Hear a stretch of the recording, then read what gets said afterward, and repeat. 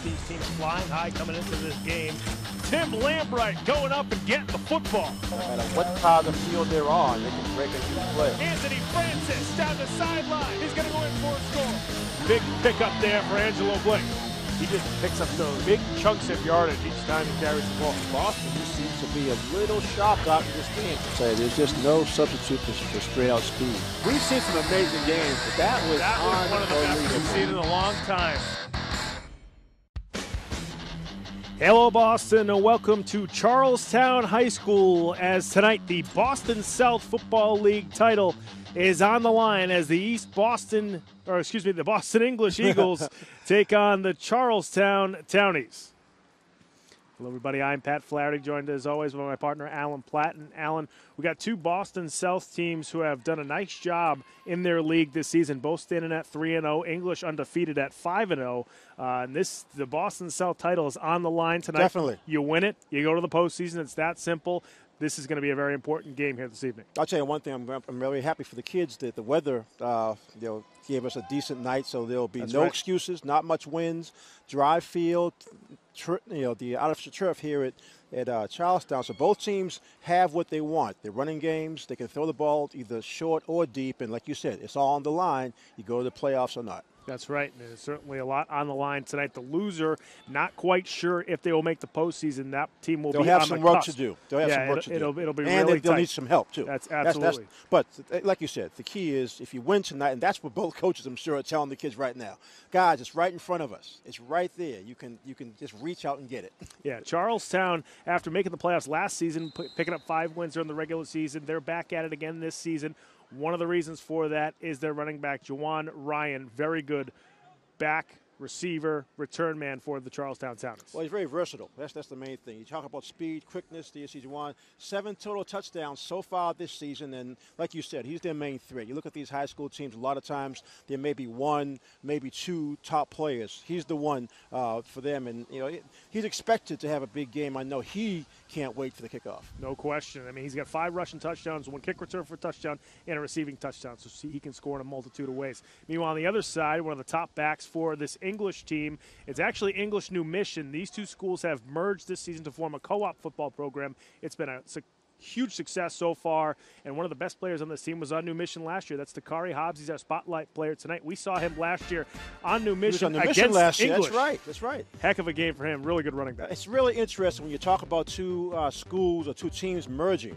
And Hobbs, good speed, you can see right there, he was able to get, and he loves that. I mentioned the artificial turf. He loves it. You see him like a track guy, hit the sideline, and I tell you, he has some power. I mean, he's not really a huge guy, but he does have some power when he needs it. But his calling card mainly is his speed and quickness and his shiftiness with the football. So, again, the fact that the 2 teams have merged, sometimes you never know how it's going to go the first season. But like you said, it's been an overwhelming success. And I think that both schools, they're probably wondering what we could have done a couple of years ago. That's right. Maybe we should have done this, not too long ago, and we maybe would have had a few of the less troubles that they've had over the last couple of years. You see Hobbs with 6 total touchdowns on the season. Now, for more on this game, we're going to go down to our sideline reporter, Seth Orensky, who's got an update for us. Seth, what do you have? Thanks, guys. The big question coming into this game is who would start at quarterback for the English Eagles. We know who will start, but we're not quite sure who's going to finish the game. Tristan Champagny gets the start today because Michael Castro is suspended for the first quarter after missing practice today. Head coach Ryan Conway said his opening day starter has improved since being benched in week 3. He's throwing the ball a bit better, but he's still holding on to the ball a little bit too long. Champagny can hold on to the job, but if he doesn't have a great first quarter, expect to see Michael Castro, who was the starter, going into yesterday's practice before missing it. We'll see how the offense does. On the other side, Ryan Conway says his team's biggest strength right now might be their defense. They're number 2 in Boston in terms of scoring offense, but their defense has steadily improved with each game, and their depth in numbers has really helped them wear teams down in the 3rd and 4th quarters when a lot of defenses have gotten tired. Their defense is at its best. Guys? Thanks very much, Seth. That's a good point, too. This co-op, the biggest thing it does is just give more numbers to the football program, and that's been a very difficult thing for a lot of Boston teams over the last few years, and even across the state, football has been down numbers-wise. Yeah, a couple of days ago it was announced Malden is forfeiting the game against Everett, and it was bizarre because they actually had 39 guys, 39 players, but 22 of them are freshmen. And I think that was the reason that the decision was made by Malden High School and the coaches. So we'll see. It's it almost feels like it's still mid-season, but like you said, Pat, both of these teams have had really good seasons. Offenses have been rolling, and I think when you have a playoff berth on the line, it's, I wouldn't say a distraction, but the team that can turn that into motivation probably will have the better start to get things going. Just a good shot of Dave Cahill, the head coach at Charlestown. Charlestown sporting about 22, 23 players tonight. Their numbers have been a problem for them in the past, but they have pretty much just enough guys to field a good team, and they've done a nice job the last couple of years. The last time we were out here a couple of seasons ago, they didn't have anywhere near this many. That's right. So they were playing with 13, 14 guys. And most of the kids on the sideline were freshmen. So right. It's good to see that some of those kids have stayed with it, and they're now have a decent-sized squad. Charlestown back to receive as they are in the all-blue uniforms with the red and white trim. Boston English going to kick. They're in the all-white uniforms with the navy blue and light blue trim on their numbers. So English 5-0, Charlestown 4-1. Boston South title on the line, and we are set to go here at Charlestown High. Back to receive for the Townies is Juwan Ryan and Stephen Williams, the quarterback. Spiraling kick that's fielded right around the 29-yard line. That's McQueenie who brings it down the right sideline. He's dragged out of bounds just past midfield. So good start for Charlestown and a good return from the bruising running back Terrell McQueenie. I'm just going to say he's usually in between tackles guys from scrimmage, but he actually took the ball away from his teammate. Then was able to tack on a very nice return to get his Charlestown offense going in English territory. And we'll talk about the combined team, English and New Mission, during the course of the game, but because there are a couple of variables and factors and decisions that had to be made to make this really happen. McQueenie the deep back, and the handoff to McQueenie on first down, off tackle on the right side. And he makes his way up to the 47-yard line, so a pickup of 2. That's pretty much his game. That's what you expect to see from him. In between tackles, you'll see a lot of that action. I mean, from Charlestown's standpoint, this is starters. Here are the starters for the Townies. Williams, the quarterback, second-year starter for them. Ryan McQueenie in the backfield. Forbes and Curry are the receivers. Forbes will also get some carries. He's more of their third down back, as well as a receiver for Charlestown.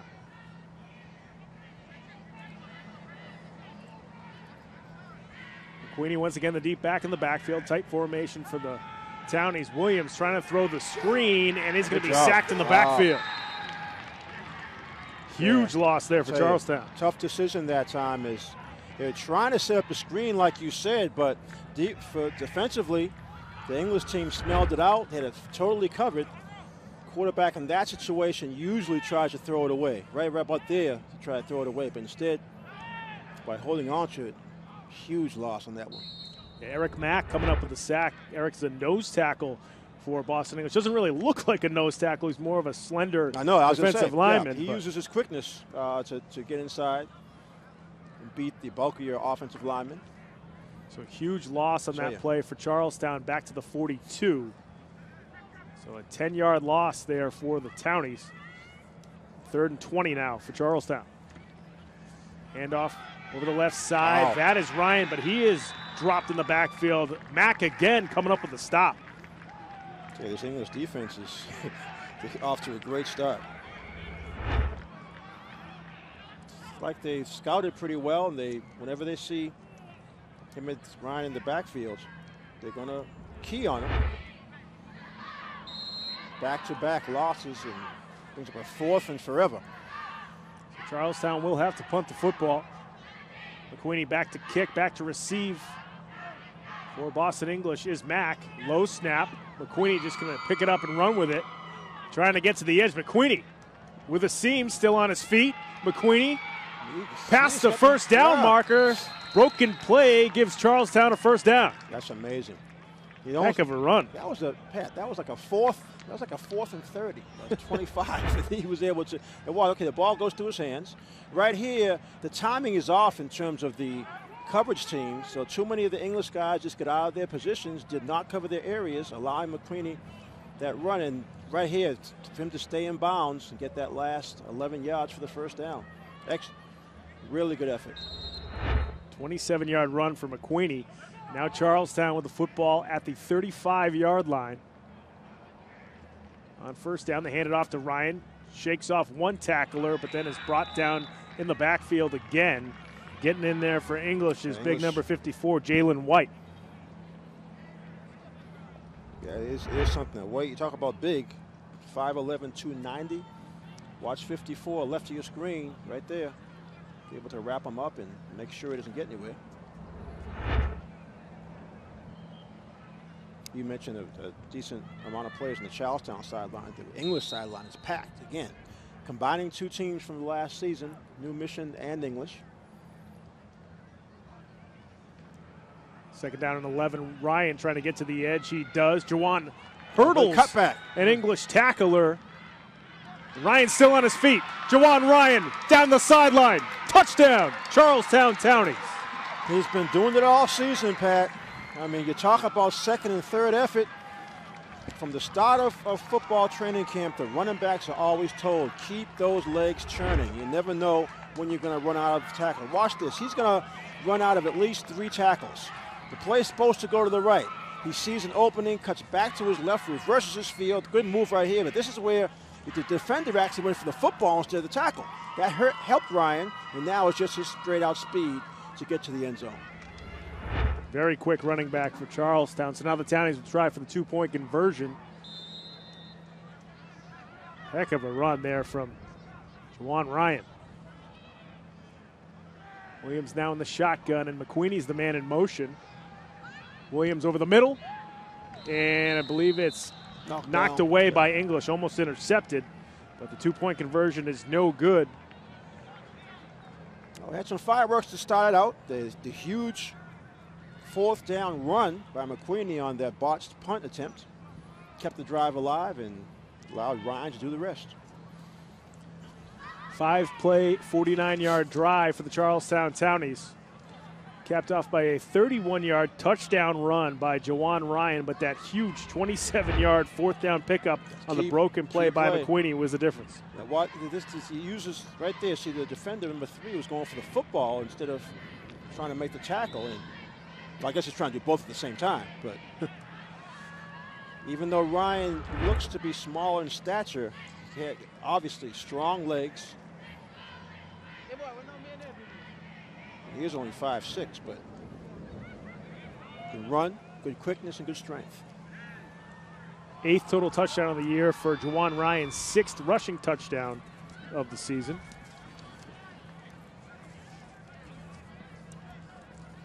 So Charlestown off to the start that they certainly wanted,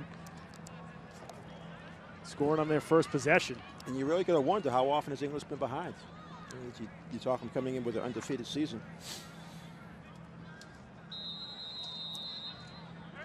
So Charlestown now set to kick off. McQueenie will do the kicking duties, back to receive for Boston English. Looks like it's Mack and also Takari Hobbs. And Mack's going to field it right around the 10-yard line. Mack now reversing field. Giving a lot of Good ground. block by English. Here comes Mack. And we got a flag on the play. This one's coming back. Oh, it's too bad, too, because his teammate actually tried to avoid the illegal block, but once Mack turned that corner, it looks like, and it happens a lot, defenders will start to turn their bodies.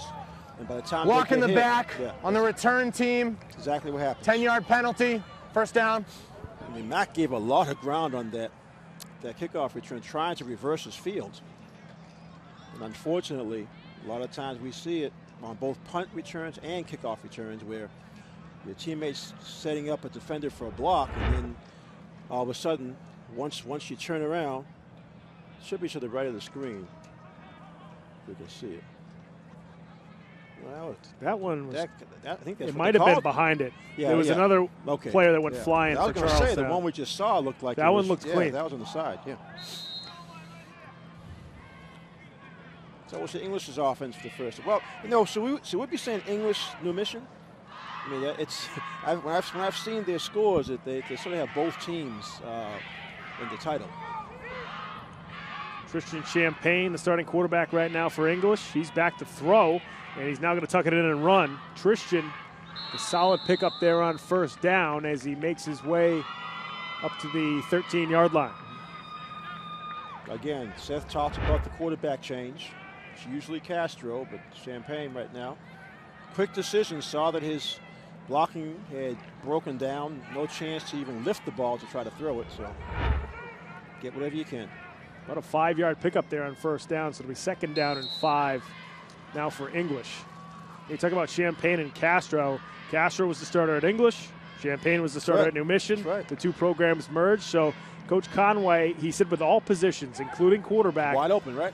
Wide open for everybody. Yeah. It's the only way to do it. The only way to try to be fair. Got some early movement on the right tackle for Boston English. Yeah, it looks like English. Some of the English kids just a little over anxious. Like Ricardo Santos was the early movement. Yeah. False start, offense. Yes, you had 5-yard penalty.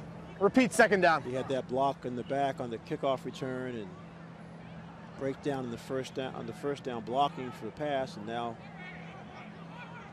a little over anxious.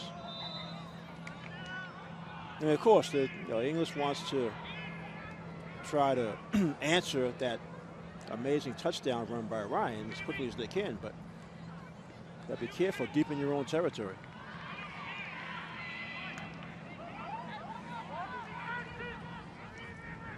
So a 5-yard loss there. It'll be 2nd down and 10. Now for Boston English. They hand off over the left side, and good carry right here for the Eagles. He was actually going. Couldn't quite see who the carry. That's Laterally. Takari Hobbs. Yeah, Hobbs. He was actually. It looked like he was gaining some yards, but he was more of a lateral. It was supposed to be a sweep. Hobbs trying to follow his blocker, but again, Charlestown doing a decent job, forcing the 3rd and about 3. Let's go. Hello?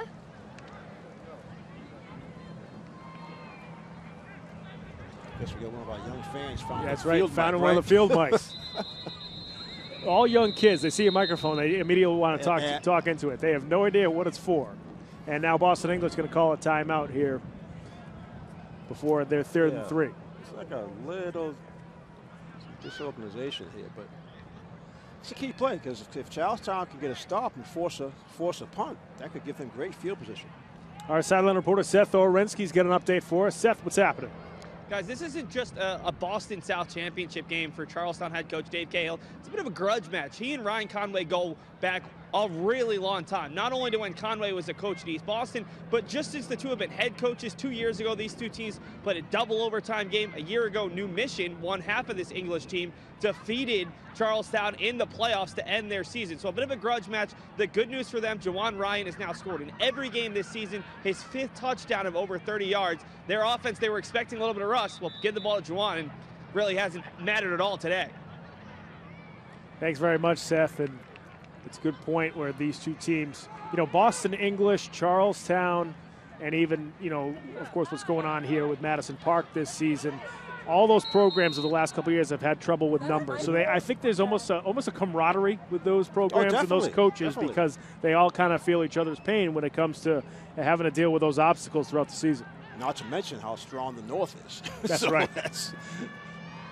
3rd down and 3, and I believe it's Hobbs with the carry. He's close. He definitely got the first down. Good job. Yeah, he's used just some strength on that one. It was, again, they're trying to slant to the right. You see the running back in front. Hobbs just dancing. But see, watch the end of it. See, the ends, he makes sure that he rolls forward. Yeah, enough for the first down. Keep this drive alive. It's a good point you're making, Pat, about the South. I mean, it just happens. There's no rhyme or reason to it. It just happened that a couple of teams, like we mentioned, Charlestown a couple of seasons ago, really had difficulty getting. I can remember they had less than 15 players. That's right. They still played, but very, very difficult. Now on first down for Boston English. Once again, it's Hobbs, the deep back in the backfield. They pitch it to Takari. Nice cut up the middle. Still on his feet is Takari Hobbs in the open field. Takari Hobbs down the sideline. He's going to go in for a touchdown. So Charlestown's big play back with a long touchdown run. Takari Hobbs answers with a 75-yarder of his own. Well, as advertised, we come into the game talking about Hobbs and Ryan, and both of them start out this first quarter with spectacular running plays from scrimmage. I think the pitch gave him a little a few extra seconds to see where the opening was, and right here, it's pretty much over right there. It's just a matter of whether Jeremiah St. Louis is going to be able to catch him, and didn't even get close enough for a touch. Well, we talked about Hobbs being an all-around back. We saw his power in that first down run on third down. We saw his out-and-out speed on that one to take it 75 yards. Takari just a junior. And now it's Champagne trying to plow forward for the two-point conversion, and he does. Yeah. That could pay huge dividends later on down the road in this game. Oh, yeah, we've seen so many games this season decided by missed or made conversion plays. Now watch Hobbs. We talked about him as the key. Right there, no one really had the angle on him, and this is a matter of stretching it out. And even though the 75-yarder might have been one of his easier touchdowns all season. Once he broke the line of scrimmage, got into the defensive backfield, there's just no contest. Yeah, once he hit midfield, it looked like he just turned on the burners. It's like he was in like a 60-yard dash. So now Boston English on top 8-6 here in the first quarter. See, that's what I meant when I said English is so anxious to want to answer Ryan's touchdown, especially the way Ryan did it. That was a spectacular run by Ryan. Very good run. So for English to be able to, on the ground, get their guy off and running, and he caps it off with his own spectacular play. Boston English set to kick. We mentioned how the Boston North can possibly be stronger than the Boston South. Funny enough, though, West Roxbury has so far been the top team in the North. They actually were playing today against Tech Boston for the Boston North title. The title, yeah. Charlestown in Week 1 beat West Roxbury 12-0. So it's been a strange season. It has been a weird season here in Boston. So English kicking off after a 4-play, 93-yard drive. And now it's Charlestown on the return. That's Williams fielding it right around the 30, and he's brought down at the 31. Yeah, going back to West Roxbury, we talked about them. Here's the replay. You'll see Williams got to gather it in first, but a nice one-on-one tackle. Good job to beat the coverage, and Eric Mack giving credit for that stop. Eric Mack's been all over the field defensively for English in this first quarter. And now he has to head to the sideline. We'll get back to West Roxbury for a second. I mean, we talked about their size. As a matter of fact, a couple of the coaches we interviewed during the season said that the West Roxbury size is probably the biggest factor in their games because they've been able to keep scoring down. Now on first down, it's Williams on the quarterback keeper, and he makes his way up to the 34-yard line. So a 3-yard pickup on first down for the Charlestown senior quarterback. A lot of times see a quarterback keep the ball. He's expected to be able to beat the first one-on-one tackler by himself, which he does right there, and takes what potentially a loss, turns it into a couple-yard gain. That's a gain of 2 on the play. So it'll be second down and 8 now for Charlestown.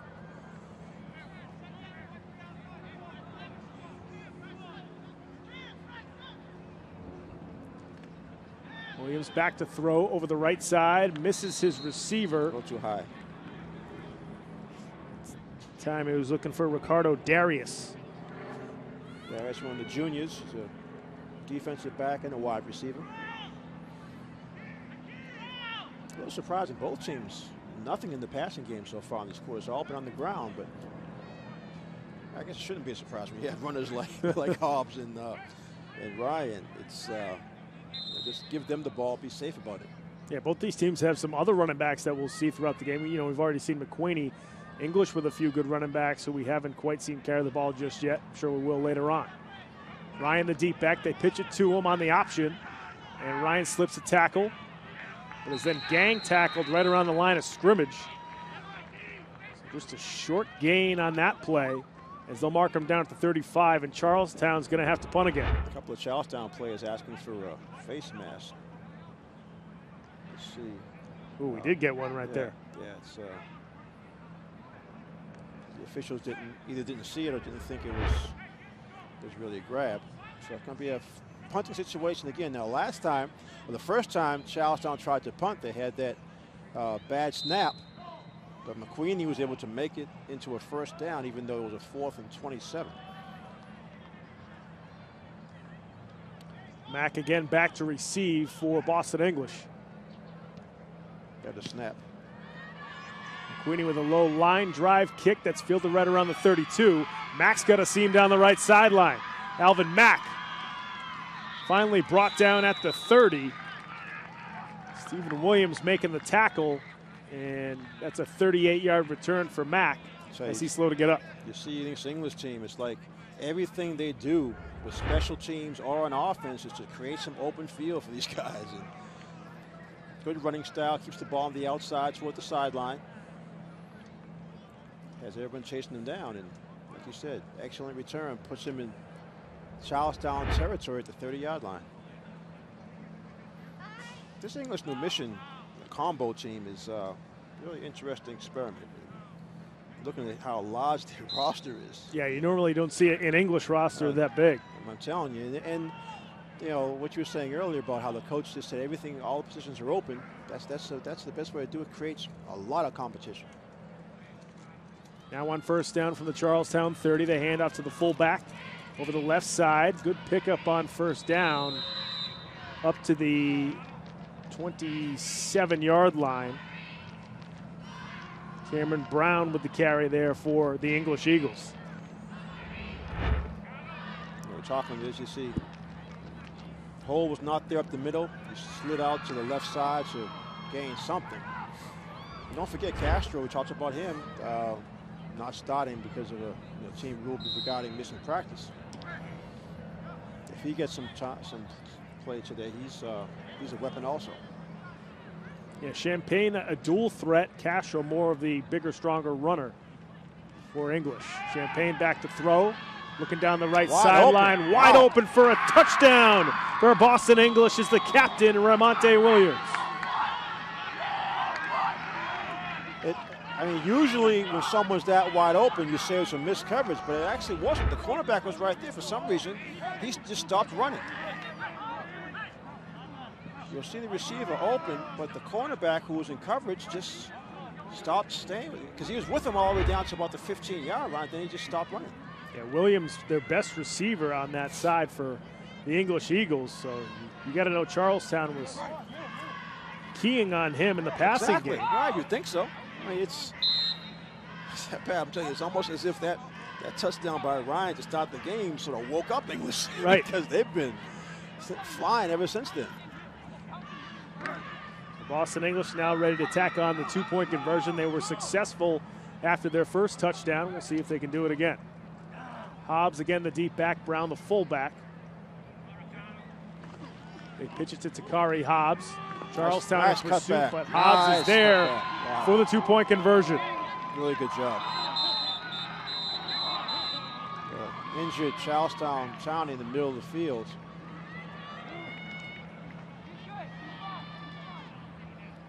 It's hard to tell which number it is. Yeah, looks like one of the defensive linemen. English is really nice pitch. Watch his cut right back like he's supposed to. Didn't even need a block. Right here, uses his athleticism to hurdle that last tackler. So Boston English converting that 2-point conversion. They're now on top 16-6. Another replay of the touchdown. Louis Querbin, the injured player. Watch the touchdown. Excellent throw. Had time. He was getting some pressure, actually, late pressure, but you see the cornerback for some reason just didn't continue to follow Williams. Huge mistake by Ryan, actually. So 2 touchdown runs for Boston English. They're now on top. Or excuse me, touchdown, pass, right? rushing touchdown and a receiving touchdown for The English Eagles. I just said top that by both teams 10. were struggling passing. He says, "Oh, okay, we'll quiet you." Right. You know, once these teams get to the playoffs, they play some teams out of the city. They're probably going to have to do some things they're not 100% comfortable with. You've got to be able to have a multifaceted attack. And, well, from what we've seen so far, English definitely does. Like you mentioned, the big receivers they have, the running backs can catch the ball in the backfield, the quarterbacks can run. Haven't seen Charlestown's passing game yet. Short kick that Charlestown just has to jump on at the 40. Well, English is really going for the jugular here. They were trying to, like a squib kick from an onside, try to recover that. That's always the toughest kick to field, too. It's like that in-between ball. It's going to spin, bounce. Good job to just corral it to save possession for the Townies. Like Neil Green was able to recover for Charlestown. I think you got to give Ryan a carry right now because he wants to make up for that defensive lapse he just had, giving up that long touchdown pass. Still in the first quarter here at Charlestown High School. Boston English on top 16-6 over the Charlestown Townies. On first down, the handoff over the right side, and nowhere to go for the fullback, Jeremiah St. Louis. The English on both sides of the football are flying around. You had good penetration defensively. Eric Mack came in. He was upset because he missed the tackle. See right there, Mack misses the tackle because he knows he was there to throw St. Louis for a loss. A big loss. He was throwing for a loss anyway, but Mack had him for an even bigger loss. Yeah, St. Louis loses 3 on that play, so it'll be second down and 13. Now for Charlestown, they keep getting in these second and long situations here in the first quarter. Yeah, it is the first quarter.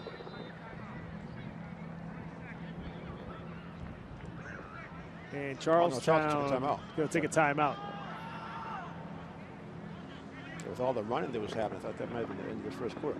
I don't think we've ever been here when the Charlestown scoreboards were. I mean, this is bright, beautiful, red, the numbers, but the clock is like never works. I don't have an answer, Alan. It's some schools that have one of the guys from the truck over there to plug it in. That's right. There you go. But you're right. It's 16-6. Well, at least we have the scores up there.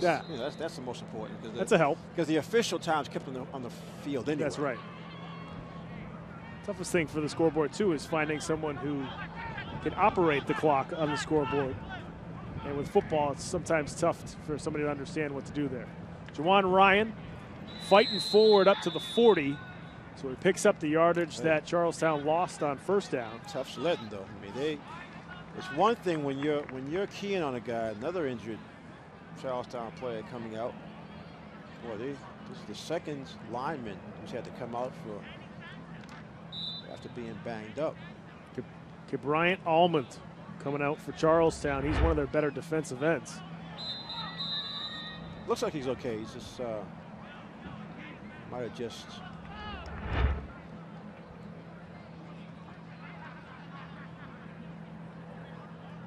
Yeah, he's walking around. I think he's okay. So I think that'll do it for the first quarter here at Charlestown High School as the Boston English Eagles are on top of the Charlestown Townies 16-6 thanks to this electrifying touchdown run by Takari Hobbs. Folks, we're going to head to break when we come back with the second quarter here on Game of the Week from Charlestown High right after these words.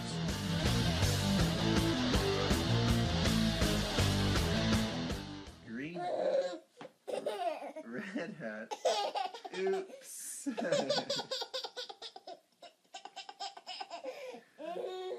Red shirt, blue shirt, yellow shirt, oops. Yellow pants, red pants, green pants, oops.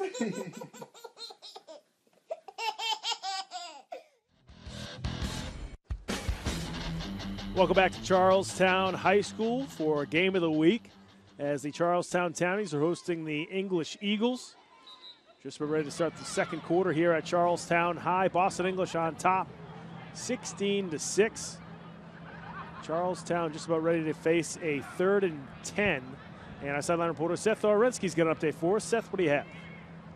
Thanks, guys. On that last two-point conversion, Charlestown lost their center and the captain of that offensive line, Luis Carabin, with a left knee injury. He might be available. He's working out, trotting back and forth, but hasn't come back in yet. Reggie Osiris has moved to center. Najee has stepped in as that 5th offensive lineman, and thus far that line has been an issue. They've really struggled to control the pass rush of this English side. Guys? Thanks very much, Seth. We'll see if that Charlestown center will get back in the game at some point. Right now, he's down on the bench. That may be why they're struggling on this particular drive. I mean, again, it's a rollout pass option play. Slightly overthrown, trying to get his receiver to get further downfield, closer to the first down marker. Yeah, Williams looking for Ricardo Darius on that rollout. A little too high for him. And Charlestown going to punt the football as McQueenie's back again to kick.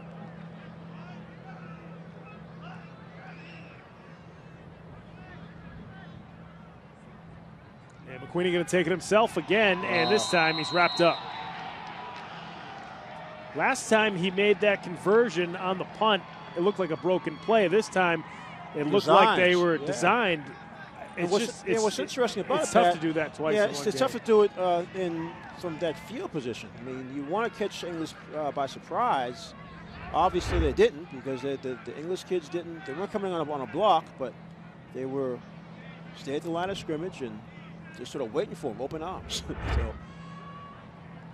and a lot of times, the punter will have the option of doing it. The coach might call, okay, I'm going to okay for you to fake it if you see it open. That time it just wasn't open. So Boston English put a lot of pressure on Charlestown's defense right here. Yeah, English takes over at the 39-yard line of Charlestown. On first down, it's Champagne back to throw. He's going to be sacked in the backfield. So yeah, they came with a rush. That's McQueenie, right? Yeah, I think he's in for the sack. He feels like he got to make up a couple of plays for that. That might have just been, like I said, on the punt, that might have been his decision. And so his first down play, excellent job. I know a lot of football coaches at the pro and college level have players like that who can make that call. Right. So you see Castro coming in. Trust him, yeah. Now Castro, they hit, though, this is different because, like you said, he's much more of a power runner at the quarterback spot. So Michael Castro hands it off over the left side. Ball is loose. I think Charlestown has it. See who comes up with it in the pile. Charlestown comes out of the pile with it. We also got a flag on the play. Castro comes in for one play and gets a flag. He tried to pull somebody off the pile. Yeah, Charlestown recovers. And they're going to get 15 yards also. We'll see what the penalty is. Yeah. I think you're right. See, Castro was he reached down, was trying to pull somebody off the pile.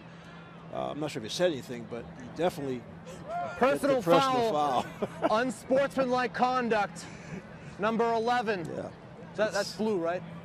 That's white. That's white. That's white. There you go. Sportsmanlike conduct, number 11 on white. Blue ball. First switch of this ball. Yeah, right. So you called it, Alan. Yeah, Castro. Well, he comes in. Okay, he had to set the whole first quarter. Missed. What did you say? Seth said he missed quarter. Missed first quarter. He missed practice. Correct. So he had to set the first quarter. Comes in, a little over anxious. Can't say that the handoff was actually his fault, but the handoff turned into a fumble, and obviously a pile for a fumble. Now he reached in and pulled a player off, obviously a Charlestown player, and unfortunately he was right next to one of the officials. So I'm not sure if he said anything also, but the way he pulled the player off was just determined to be unsportsmanlike conduct. So the officials should be walking off the penalty. I don't know. I'm not sure what They recovered right around midfield. Now they have it at the 40 of Boston English. Okay, there you go. I'm sorry. They might have walked it off. I didn't see them walk it off. I didn't see the ball. The linesman was standing in front of the ball. 1st and 10 now for Charlestown at the English 40-yard line. Williams over the middle looking for a receiver. Nice grab at the 35. That was actually a nice throw, too. And coming up to catch is Timothy Smith. Yeah, Tim Smith, one of the seniors. He's listed as a tight end, but you see him come back, does a good job to use his body to shield the defender. 5-yard gain, but I think it's important to get a nice completion like that. So they feel more confident in their passing game. I don't know, I think it's going to be tough to get Ryan started from scrimmage the way the English is really keying on him. So you've got to open up the offense somehow by having a couple of those short passes.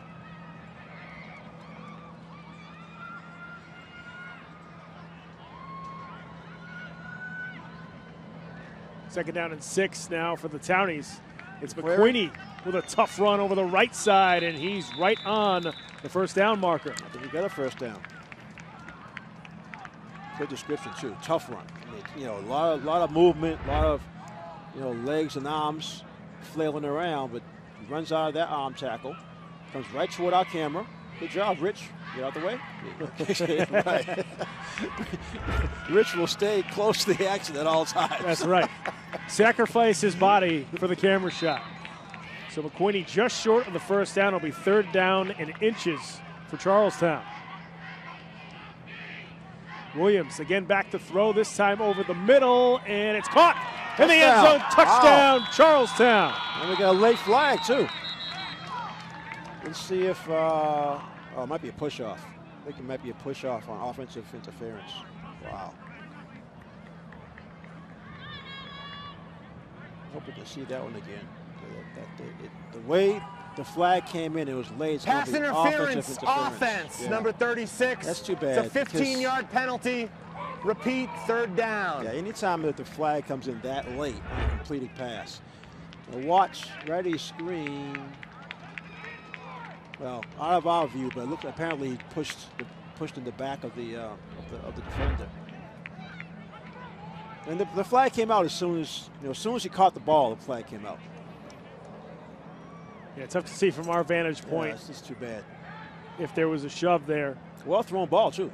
Man, it looked like he was throwing into coverage, but in reality, he did have it right over the defender's helmet. So, well thrown pass by Smith. 15-yard penalty there for Charlestown. So now 3rd and 15. They're going to flip it over the left side. Nowhere to go. Nothing there at all. For Amari Forbes.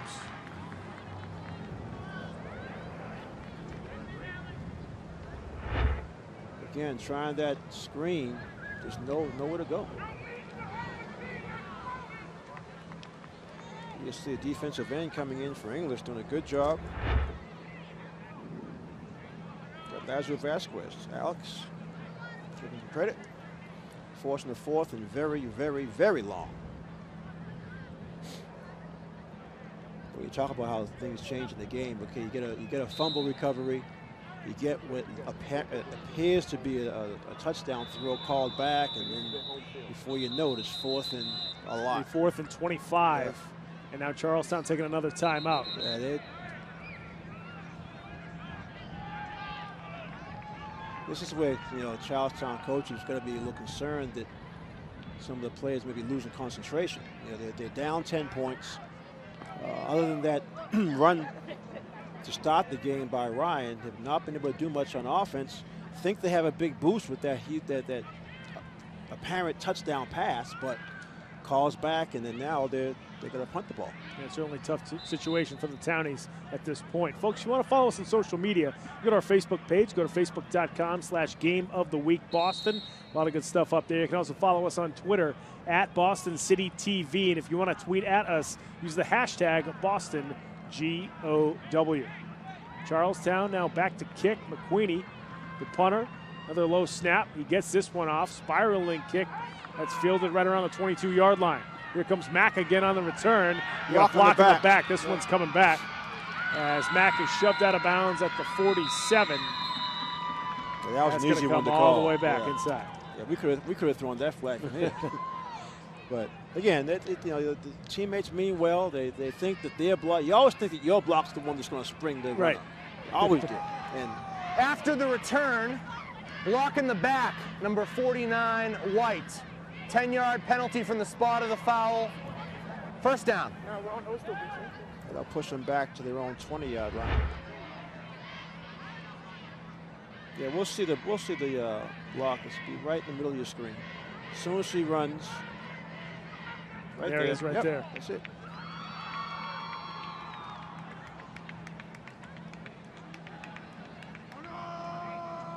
Oh, actually, I'm sorry. It's the bigger penalty there because the spot of the foul takes it inside the 15-yard line.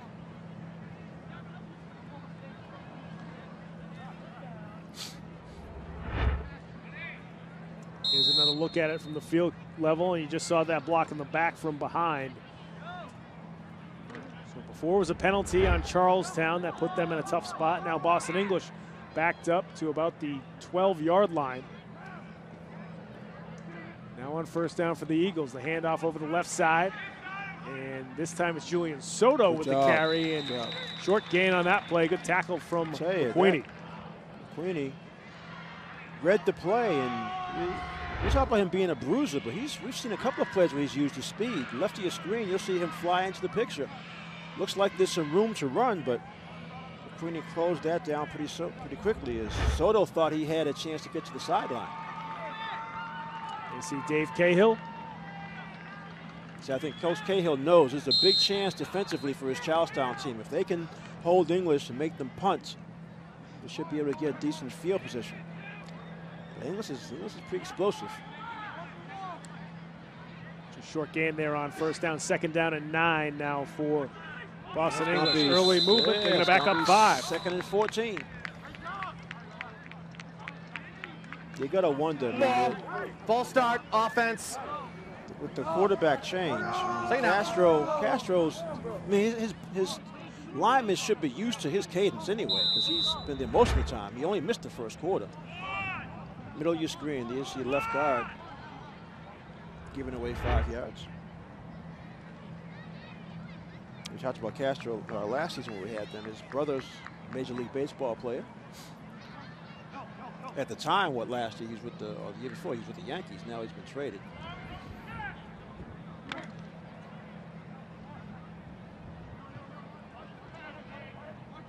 So we get second down and 15 now for the English Eagles. They hand it off over the right side. A decent pickup as they get about 6 or 7 on the play. Looks like Cameron Brown was the ball carrier. Simple handoff. You want your tailback to cut back in. You could hear the collision on that one. I mean, it sounded like it was helmet to helmet, but didn't see that. So this is the key play for more so for Charlestown's defense. They forced a third and about almost 10.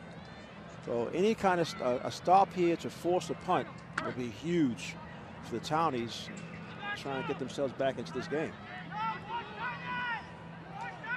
Third down and 10 now for the English Eagles. They pitch it to Hobbs over the left side to Kari, trying to get to the edge. Good form tackle right around the 18 for Charlestown. It all started with that defensive end. He was able to take away the angle toward the sideline. Watch the right of your screen. I'm sorry, left of your screen. The defensive end right here forced him back inside, and good finish off on that gang tackling. So Charlestown has given themselves an excellent chance to try to get some kind of a return. They'll definitely get the ball in English. They should get the ball in English territory. Hopefully they can get Jawan Ryan going again. Actually, they might want to go back to that pass. The touchdown pass that they had, called back because of the penalty. That would look like it was one-on-one coverage. They may want to go back to that.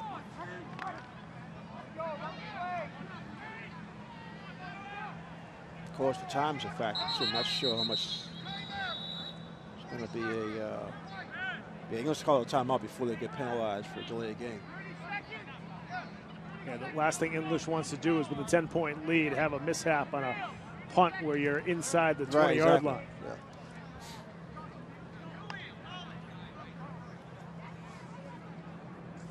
Well, we talked about they're in the South. In league play, they both come into the game 2-0. Okay, overall, English New Mission is 5-0. Charlestown's 4-1. So a lot at stake tonight. This is right. There's a big chance for Charlestown. The down 10, any kind of a return would set them up in good shape. Another bad snap. See if Charlestown can do something with it, and they do. They make the tackle in the backfield right around the 11. You can't do anything better than that, I tell you. They really weren't. They weren't going for a block, but because the snap was so bad, it was never actually picked up cleanly. And by the time he got it, he just gets engulfed. So a tough play. We've seen 2 bad snaps. As for Thomas Wilson that time, just couldn't get it in time to make anything out of it. The bad snap for Charlestown in the first quarter was part of their touchdown drive. This one may actually set up Charlestown for a touchdown. We'll see if Charlestown can take advantage of the English miscue. They spot the football at the 12-yard line, so they've got to. They're down 10 right now. They've got to get a score here before halftime. Charlestown's missing a player in the huddle. Yeah, they had those 2 kids who got injured, banged up on the offensive line. So 71 looks like he's back in. Not sure if the center's back though. Now on first down, Williams looking to throw, and it's almost intercepted. He was looking for Jawan Ryan. Yeah, Jawan ran a down and out to the corner. He actually was open. Not sure if I don't think the ball got tipped. No, I think it tipped, but he just got some late pressure. It was like a floater. Underthrown. I think one part of the problem with that play was they came with an empty backfield, so that tips off English that all they got to do is watch that he doesn't run. So there was no threat of a handoff or a pitch. So the defense, automatically the defensive backs are pedaling backwards. Second down and 10 now for Charlestown. And McQuarrie now is going to be in the backfield. Yeah, trips to the right, and he fumbles the football. Boston English picks it up. Mack on the return. He's going to take it the distance. 88-yard fumble return for a touchdown for the English Eagles.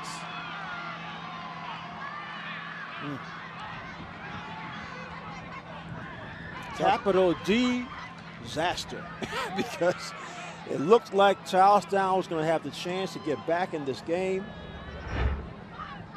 McQuarrie trying to make so well. Yeah, it looked like he had tucked in, just got punched out. Yeah, it was a nice play by the English defender. An 80-yard return for Eric Mack, who's actually has had a pretty good first half defensively with his tackling. That time showed off his own speed. Yeah, Max had a good first half. Yeah. 5 tackles, 1 sack, and now a 80-yard fumble recovery for a touchdown. Don't see many of those. Longest fumble recovery we've seen so far this season. And now Boston English looking to tack on 2 more. And the handoff over the right side to Soto. Julian wrapped up in the backfield. Yeah. And another injured Charlestown player in the middle of the field.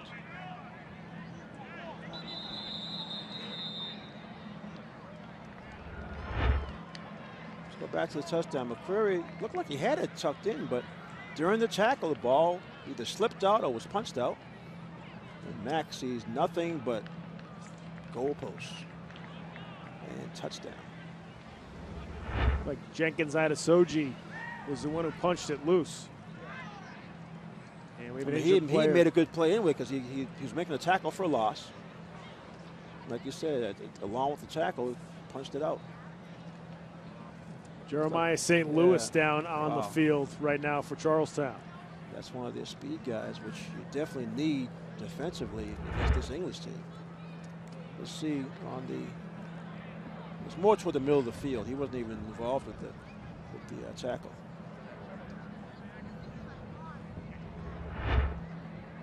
Boy, it's going to be, I mean, it's been tough for the Charlestown team overall. It's the third player we've seen down in the first half. They're looking at his knee, too. That's never a good sign. That's always scary, yeah. 22-6. He wants to try to get up on it to see if he can put any weight on it, but trainer's always being cautious.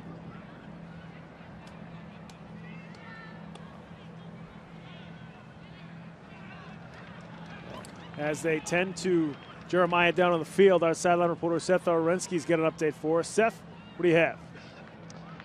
Guys, 2-point conversions have been especially painful today for Charlestown. The last 2-point conversion, two 2-point conversions have seen them lose their center, Luis Carabin, for the game, and now their fullback, Jerome St. Louis. We're not sure if he's out for the game, but he just suffered a left knee injury and was down after the play. That's their best blocker on the offensive line and the guy who leads for all of their running backs. It's already been a tough sled today for Charlestown offensively. Hopefully St. Louis can get back into this game as they continue to struggle to get the running game going. Thanks very much, Seth. Yeah, 2-point conversions have caused some injuries for Charlestown tonight. And of course, and you only have 20-something guys. You lose 2 or 3. That's a big hit.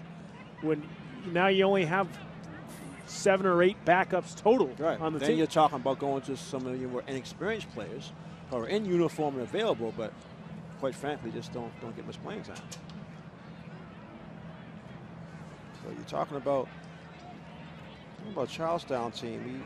We said coming in 4-1, having a good season, and they're averaging scoring like 13 points a game, and they usually only give up 9 points. So here in this first half, they've been stung for 22 points. Yeah, Coach Conway, talking to him early in the week, he mentioned that Charlestown's defense was something that English was almost more impressed with than the big play ability of Juwan Ryan, McQueenie, and a few of the other guys. With good reason, because and actually I'm looking at the entire city. They actually have the best defensive average of both North and South at 9.4. Another squib kick from Boston English. It's fielded right around the 34-yard line by McQueenie. Angry run by him. McQueenie in the open field. Nice cut back up the middle. He's dragged down at the 21. Big time return for Terrell McQueenie. 46 yards for Charlestown. Sets his team up again in scoring position. Like you said, angry run, because he knew as soon as he gave that fumble up that the English was going to score. Runs through a couple of arm tackles. Nice fake there. Getting to the sideline. He's going to add a few yards by cutting right back inside.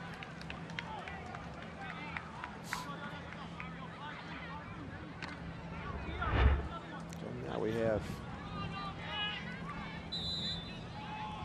Charlestown again with a good opportunity with good field position. Now at the 20-yard line. McQueenie now with 103 all-purpose yards here in the first half. And that's picked up by Y. Another broken play.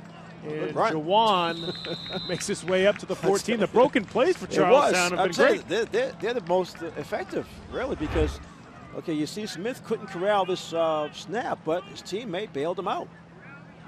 They were able to pick it up and get something out of it. It was a nice, almost a 7-yard gain. Yes, I think it's a 6-yard pickup there for Ryan. What could have been another turnover. Yeah, so 2nd down and 4 now for Charlestown. Got to get Ryan some open field. Williams drops the snap again, and every time Charlestown seems to get momentum, they have one of those mistakes that move them back. That was a good snap. That had nothing. That was not the backup center at all. That was a situation where you have Smith, the quarterback, looking downfield before the ball actually is in his hands. So he lost most of that first down gain by Ryan. Not something you expect out of Stephen Williams, who's been a starting quarterback in the city now for 3 straight seasons. He's been pretty consistent. But again, when you're feeling the pressure of the game itself, you're really feeling bad because you're already down 16 points and don't have much time before halftime. You just want to get something more on the scoreboard before the break. 3rd down and 8 now for Charlestown. Another low snap. This time it's Ryan who's got to pick it up. And Juwan now bounces to the outside. Ryan trying to find the edge, and he's shoved out of bounds right around the 15-yard line. Yeah, Charlestown might need a timeout. Boy, St. Louis was in there for that play, and he just got, I'm sorry, it wasn't St. Louis. That was Forbes got injured on this one. You see, again, you love his running style as he, right here, is trying to get to the sideline. Gets up to about the 14. Yeah. Got nailed by Williams. 2nd guy in. So 4th and about 4.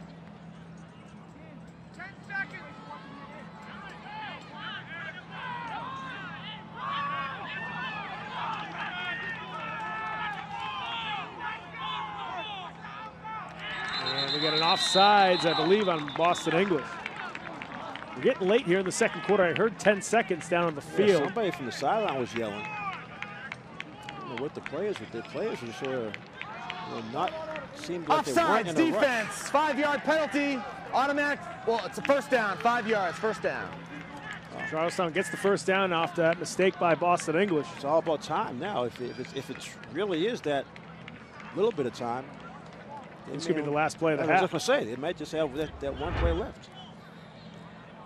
This looks like one of those situations where the play is actually designed to draw the defense off.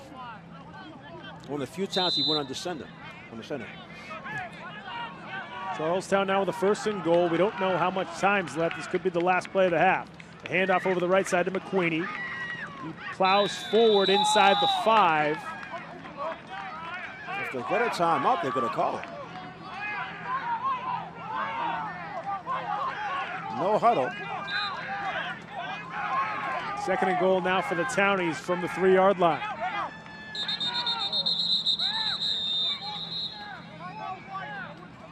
And Boston English calls a timeout. There must have been 10 seconds to go on the play clock.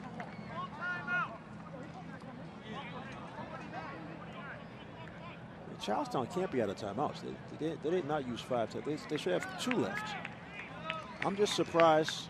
We're now hearing 28 seconds left in the half. Okay. So still plenty of time now for the we get Townies. some clarity. But even in that situation, you've got to score. So English actually bailed them out. English bailed them out by calling the timeout. They weren't set defensively. Here's McQuarrie again. Good run.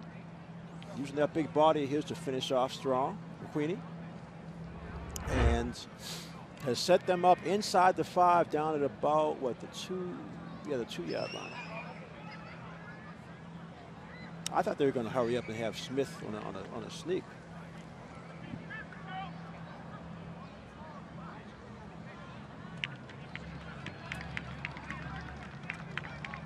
See what Charlestown tries to do here, faced with the 2nd down and goal. Just noticed, I didn't realize how big Smith Williams is, the quarterback. He's 6'4". he's a big guy. Yeah, he's. Like you said, he's been starting quarterback for a few years now. So obviously the team depends on his leadership. So he's trying to get them in the end zone before halftime. McQueenie the deep back as Williams under center. Hands off to McQueenie. Big rush by Mack, who then drops McQueenie right around the 8-yard line. You got to wonder if losing your starting center is really starting to show now. Well, there's the penetration right up the middle. Again, Mack. Talk about a first half. He has 6 tackles here in the first half alone. Along with that big fumble return for a touchdown of 80 yards. Yeah. All right, so Charlestown now has 2 downs to try to punch this in.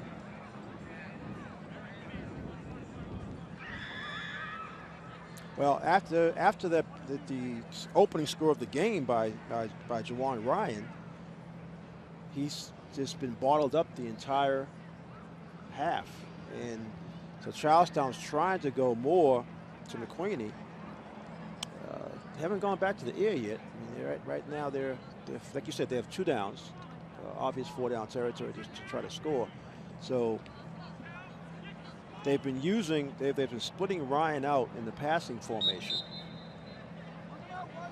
Whatever safe pass play that they haven't tried yet is what you want to come up with right now, because this English defense is swarming, especially Mack. I mean, Mack is really leading those guys, but they are covering everything.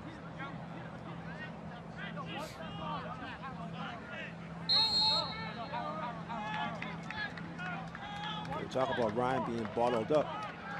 He's only had 11 yards since that opening drive where he scored the touchdown.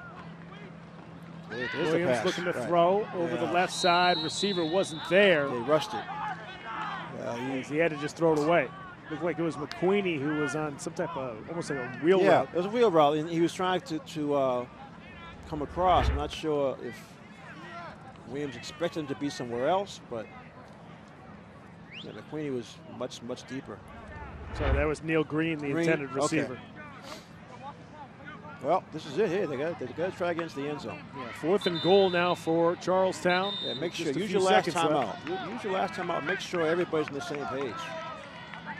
I mean, even as frustrating as it is to, sort of be going backwards here, you still, okay, you got 1 play left. You may want to roll Williams out, give him a pass run option. I mean, if you're Charlestown right now, despite being down 16, you had that fumble return for a touchdown. That was a really tough play to give up. You score a touchdown here. At worst, you're down 10 going into the half. I was going to say, right. And you've taken a major step to at least feel like you're back in the game. And the problem that Charlestown's facing right now, not only are they down 16 points, but English is really, especially in the second quarter, has really outplayed them by a large margin. Boston English will get the ball to start the 3rd quarter. All right, so they had, that was more, I think you're right. That was like a wheel route, it's a version of a screen pass, but this next pass has got to go into the end zone. So there was a tight end caught 1 so far. You got Jawan Ryan split out to the left. Yeah, he's going to be the first receiver, first option. Surprise is 1-on-1 too. You got single coverage. Amari Forbes at the bottom of your screen. Williams back to throw, looking for Ryan in the end zone. He caught it for a touchdown. Yeah, it's good concentration. That's why I was a little surprised before the snap. There was only 1-on-1. English, I guess, has a lot of confidence in their cornerbacks, but good throw by Williams. Yeah, it was a heck of a ball by Williams. Laid it out there. Again, over the cornerback, and good concentration because the cornerback had his arms up there to take this view of the ball away. It looked like Champagne might have deflected it even just a little bit, but Ryan coming up with the catch to Charlestown. So if Charlestown, ground carry. Oh, you're right, Pat. Did deflect it. Yeah, he just got his fingertips still on it. Pulled it in. Heck of a catch there by Ryan. So Charlestown now by just 10. If they get this 2-point conversion, they're within a score.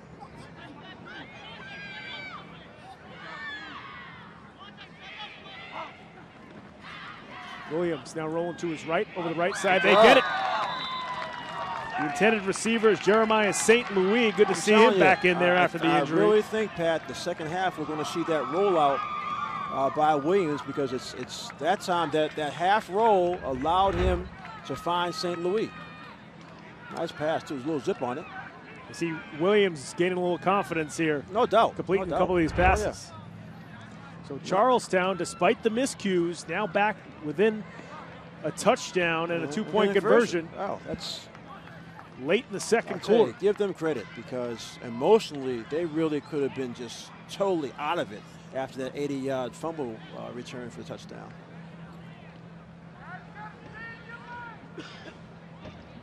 Okay, good resilience, really good resilience. I mean, and they took advantage of the bad snap on the punt for English.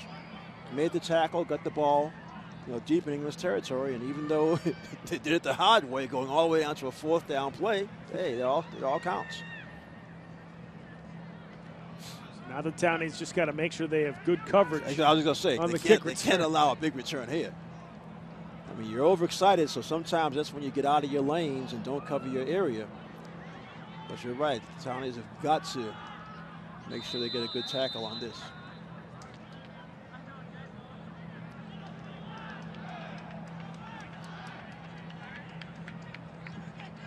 Try an onside kick, and Boston English recovers at midfield. Good job with that one.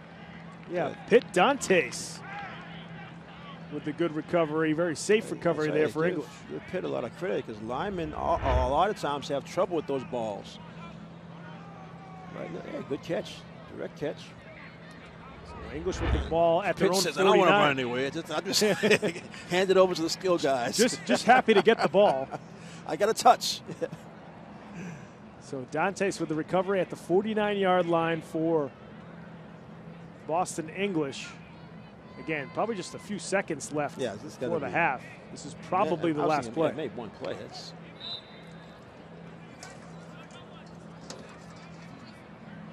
got the safeties back up as far as they can. Got too many players out there. What do you come off? Come off.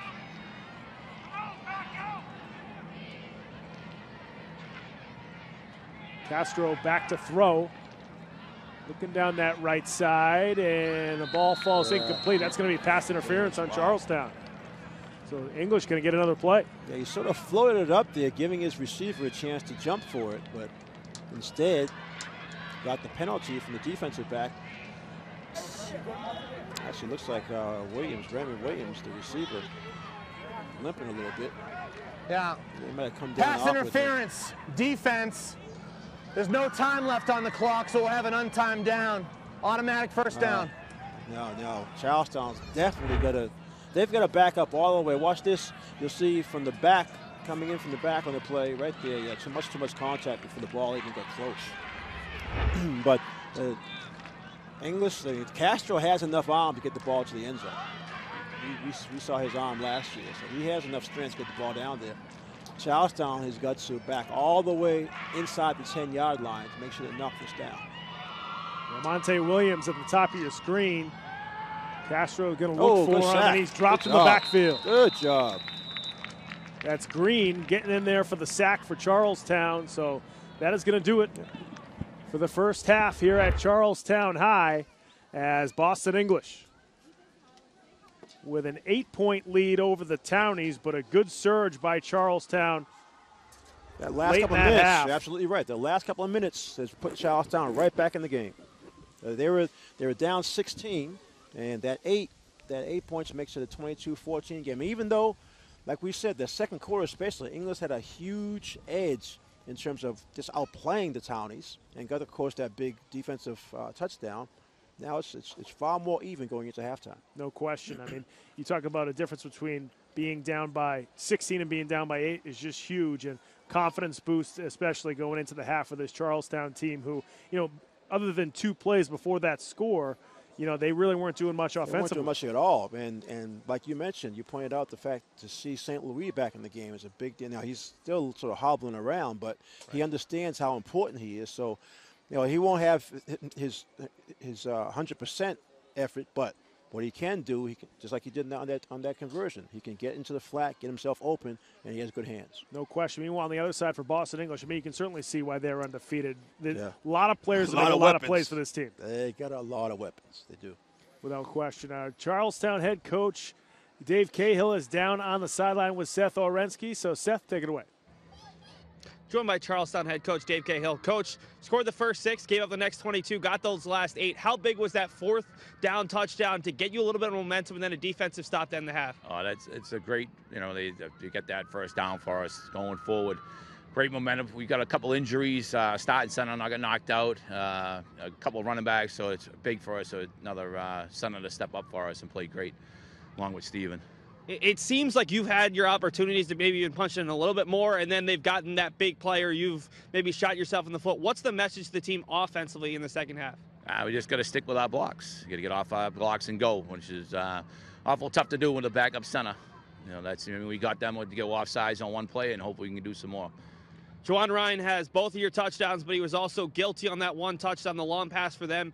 Obviously, he's a phenomenal player. How do you get him even more involved in the second half? It's the same. We could rotate the ball around, but on that play, he's in man-to-man. We have the confidence in Juwan to go man-to-man anytime with anybody in the league. And the one time he gambled and he guessed wrong, so it happens. He said he'd make up for it, so he has, as he will. So sorry about that, appreciate Coach. it. Thanks so much for your time. Good luck in the Excellent. second half. Thank you very much. Stay Guys.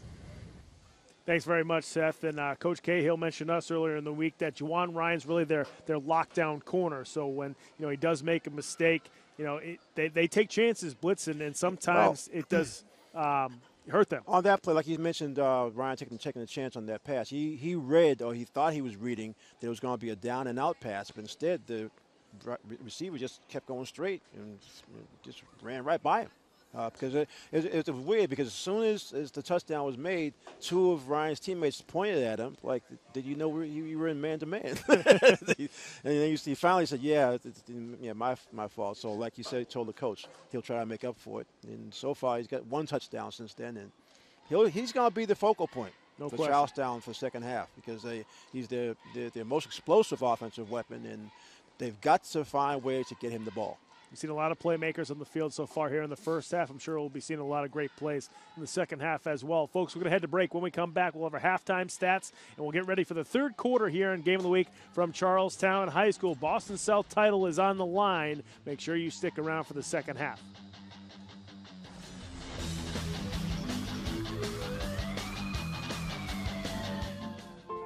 Foster safety.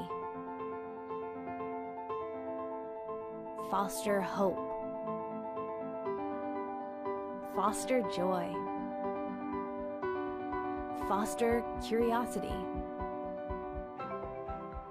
Foster support. Become a foster parent, because every parent makes a difference. Foster, Massachusetts. Hey, look, it's those guys. Are you good to drive? I'm fine. How many did you have? I should be fine. You should be. Go and step out of the vehicle for me. See ya, buddy. Good luck. So turns out, buzz driving and drunk driving, they're the same thing, and it costs around $10,000. So not worth it. First time I tried Vicodin, and it was laying around my mom's house. And then I kept taking them whenever I could get them. I didn't know they'd be this addictive. I didn't know how far I'd go to get more.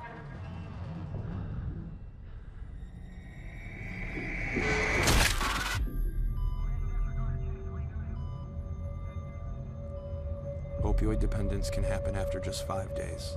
Know the truth, spread the truth. So there you are, shuffling through a stack of resumes, and you come to mine. This is it, first impression, my way in. But can my resume show you how I truly stand out? Like that I was studying, going to night school while working 2 jobs just to help my parents pay for groceries. Or being the first one to always step up. No, that's something you just can't put on paper. Look beyond the resume and discover new ways to develop great talent that is dedicated, hardworking, and determined like me. Do you want to retire like a champ?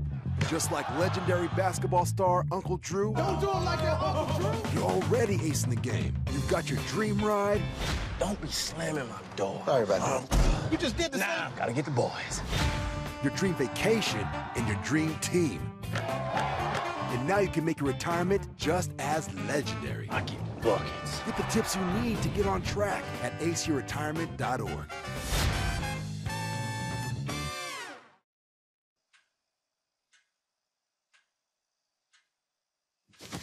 Awkward. I'm the awkward silence. You try to avoid me, then there I am again. But an awkward silence can be a great thing. Like Kelly here is about to demonstrate. You haven't really been yourself lately. Are you okay?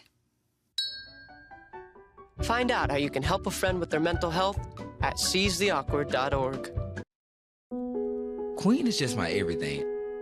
His smile did it. His smile, his eyes, his knowledge. My landlord, he decided that he wanted me to move based on the fact that I was transgender.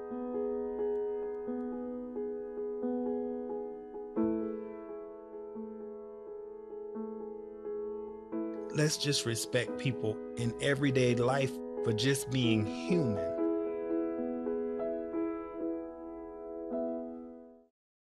No doubt you're going places, young lady. Thank you. And thank you for the interview as well. I can imagine it was the last thing that you wanted to do after such a long campaign meeting. You really are a very intelligent young woman. You're very smooth. You're very smooth yourself. You have no idea.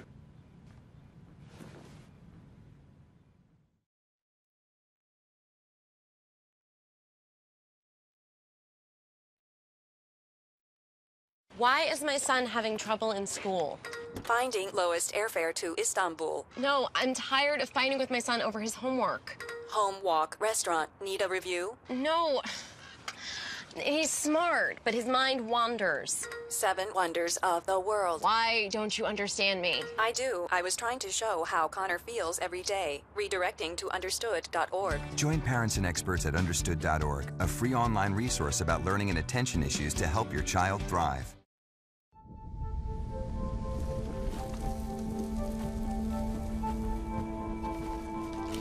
Eva Marie smoked 12,000 packs of cigarettes over 15 years.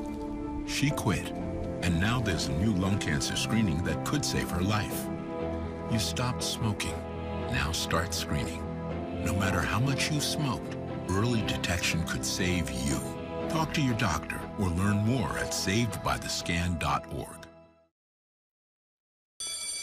Open up your books to page 360. Did you just look at your phone while you was in class? You played yourself. Talking about inspirational quotes. You gotta believe in yourself. Don't ever play yourself. The key is to make it, so make it. Louise, can you give me an example of an inspirational quote? Don't play yourself. The key is to make it. And who said that? I did. Now that's a major key alert.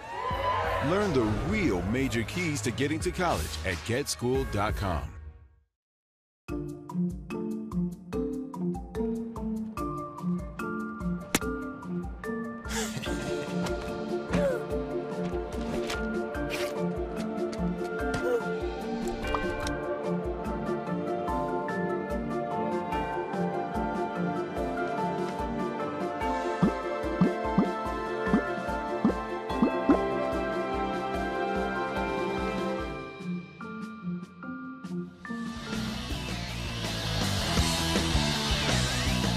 Welcome back to Charlestown High School as we just get set for the third quarter here on Game of the Week. Charlestown trailing Boston English 22-14.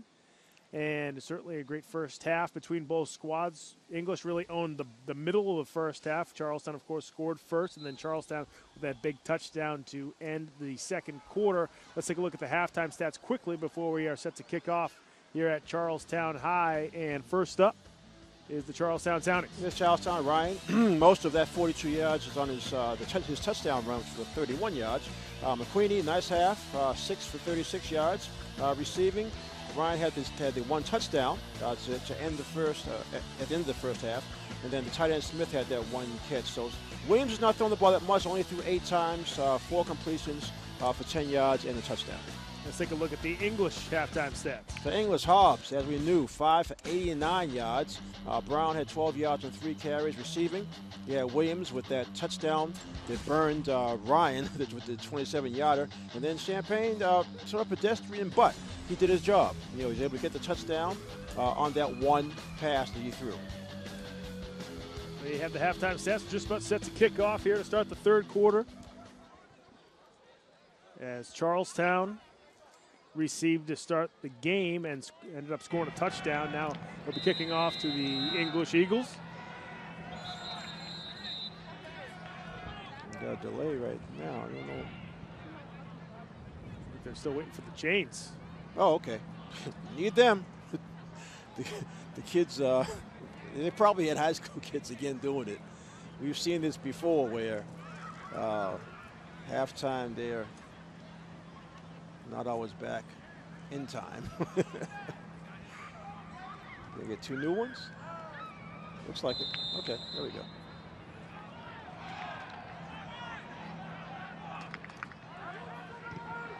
Another squib kick. That time it's not fielded by English. It's recovered by McQueenie. Yeah, you can't advance it. No. You can't advance the muff that time, but Charlestown. And it's too bad, too, because we gave a lot of credit to Pitt Dante in the first half because he made the right play. That time he tried to do the exact same thing, but had it bounce off his chest. So Charlestown creating a big break for themselves to start this third quarter. Couldn't ask for more. I never understood, Pat, why you can't advance that. I mean, it's right. I mean, that play is probably a good example of I don't why. understand why that rule is in that you can't advance it. You make a good play. Your kicker did a good job to, have the squib bounce off your opponent. It's a free ball, so I don't know. It's some of these. Yeah, there's some football rules that they're just old, so they just stay in there. And they, there's old-time football people who just don't want to adapt. Right. The one that kills me is that on a punt, if the ball just touches the opposition, then it's a free ball. I never understood that one, especially when you have guys who are trying to block or guys get out of the way. I never understood that rule. Pass down the right sideline, picked off. Yeah. That's Ramonte Williams on the interception. Got some fields. He's got some space down the right sideline. He's already got a receiving touchdown tonight. Williams is then dragged down by St. Louis, but Charlestown after they're trying to get Ryan. Big play on special teams. Now, see, Ryan's talking to his coach, Cahill, now. I'm not sure if they're agreeing that either he might have gone the wrong way or gone too far, but that was an easy pickoff for English. First time we saw him actually throw into double coverage. See, on the touchdown, before the snap, I noticed that it was single coverage. That time, there was double coverage on Ryan. So, I'm not sure if Williams didn't recognize it and threw the ball anyway, or if Ryan actually broke off his pattern. Boston English after a 54-yard return by Williams, now at the Charlestown 26. They gave it to Hobbs over the left side to Kari. He's going to be wrapped up right around the make that the 15-yard line, so a good run there from Hobbs. And it's going to be a first down. We saw his speed earlier in the game on his big 75-yard run. At that time, we saw no more of his shiftiness and some of his strength. It looked like they actually had him bottled up, but he's actually reached the 100-yard mark with his running. Of course, most of that the 75-yard touchdown.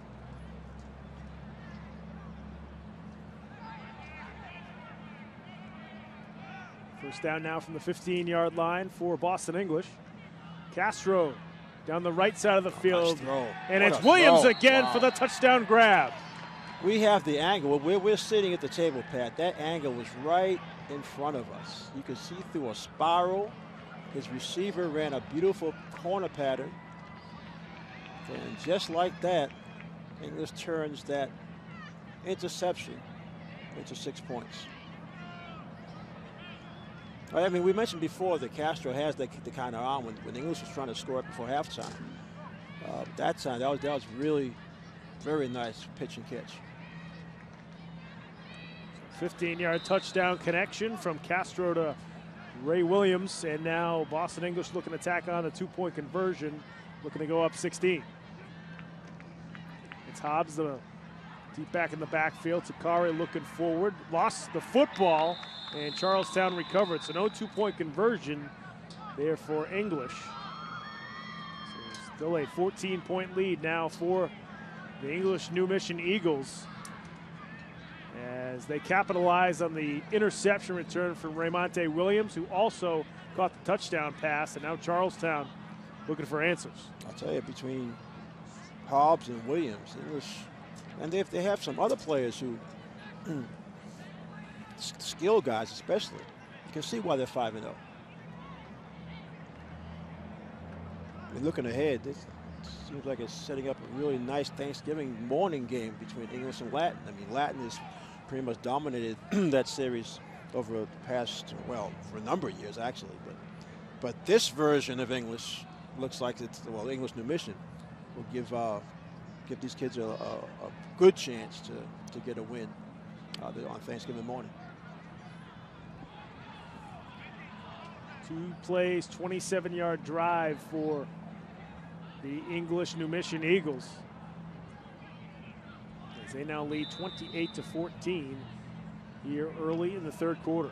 That'd be frustrating for Charlestown too, because they were able to get the turnover on the kickoff, but then gave it right back on the interception. I mean, they recover the kickoff at midfield. They're down by a touchdown and a 2-point conversion. You're thinking let's go down, maybe score. try to get a score, maybe yeah. tie it up. Now you're down 14. Now on the return, it's Forbes looking for some space. And he's wrapped up at the 45-yard line. Yeah, Forbes, he actually did a good job to be able to catch that line drive kick in the air. But like you said, he got swarmed as soon as he got it. I'm still wondering about that pass that was intercepted. I mean, if the quarterback didn't recognize the double coverage, that's one thing. But the way that I saw Ryan go over to his coach, Coach Cahill, and they talked for a second as if there was some kind of mistake made. So, I mean, wide side of the field is to their right, which is where that pass was supposed to go. So, wouldn't be surprised to see him try to come back or something like that, because they're going to have to pass. They're going to have to throw the ball to get back in the game. English is not going to allow their running game to get them back in it. And here we see, okay, Ryan's in the slot again. Queenie again, the lone back in the backfield.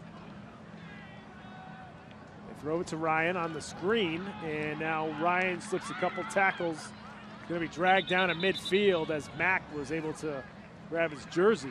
Yeah, that's what I talk about, going deep into your playbook. That was an interesting play. They had 3 receivers on the right side, like I said, wide side of the field. You had Ryan come back toward the quarterback for the wide receiver pass, and then the idea is that he'll have enough open space to pick where he wants to go. It's good to see him getting right up. Tawan Brown. So that was, okay, Mack just recorded the 7th tackle of the game, along with his 80-yard fumble recovery, touchdown. Yeah. Just a 4-yard completion to Ryan, so they've all been down short. 6. Yeah, they've all been, I mean, he tried to go long on that interception. So similar formation for Charlestown. And now another interception, and Ryan pulls it away. Job. Ryan stole it. Jawan Ryan prevents a turnover. I'll tell you. Loses 4 yards, but the bigger play was preventing Hakeem that interception. Is still wondering, how can this little guy steal the ball from me? Yeah, Oligan almost had a pick. Okay, we're talking about the little guy. Okay, we're talking about Oligan is 6'4", 215, and Ryan somehow won that. You call it like an arm wrestle for that football. So we saved possession anyway. It's still a 3rd and 9, but another good play by Ryan. They love this 3-wide set. They're going right back to a 3 wide receivers to the right. Down the right sideline. Catch, there you go. There for Charlestown. Amari Forbes in for a touchdown. You know, it's funny, Pat. Forbes put his arm up around the 40-yard line, telling the quarterback, I'm open. Throw it up. And by the time, to be honest with you, I'm agreeing with Forbes. I really think Williams threw it maybe a second too late. But that was an amazing catch under pressure, because he was bumped as soon as the ball came into his hands. Forbes with a 53-yard touchdown catch. Like you always say, who else is going to step up, right? Right, you need another guy. Hadn't heard it tonight. So Forbes with a huge play for the Townies gets them right back into within a touchdown and a 2-point conversion. Okay, Charlestown now, and this is the Townies understanding how important this conversion is. took a timeout, and now we're going to see St. Louis come back in the game. He scored the conversion the last time at that touchdown at the end of the half. Well, you got to wonder if they're going to try to run a similar play, because he's still not 100%. You get a little bit of a wrap on that right knee.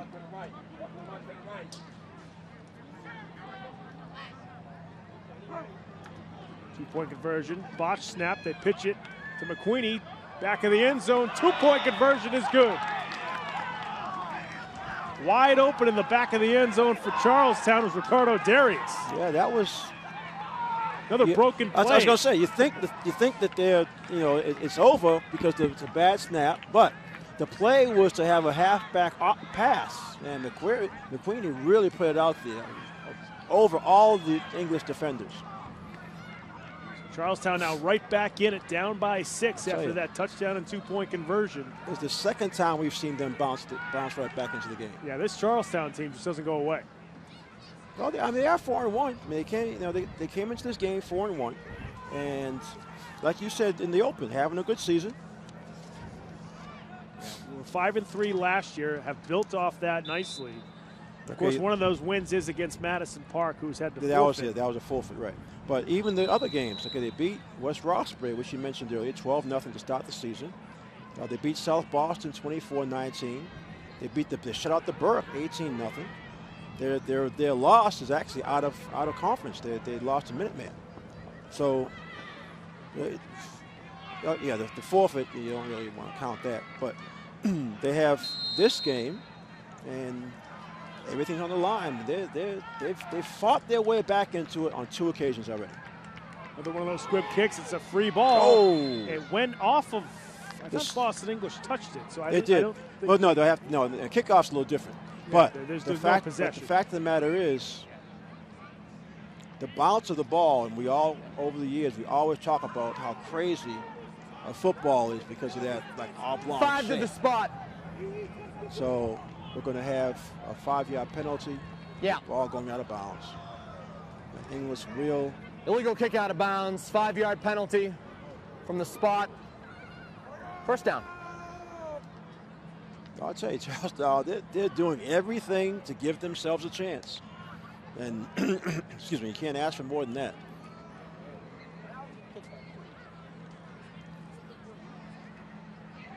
I think English may start putting some of the skill guys up front and take some of the linemen off of that receiving formation.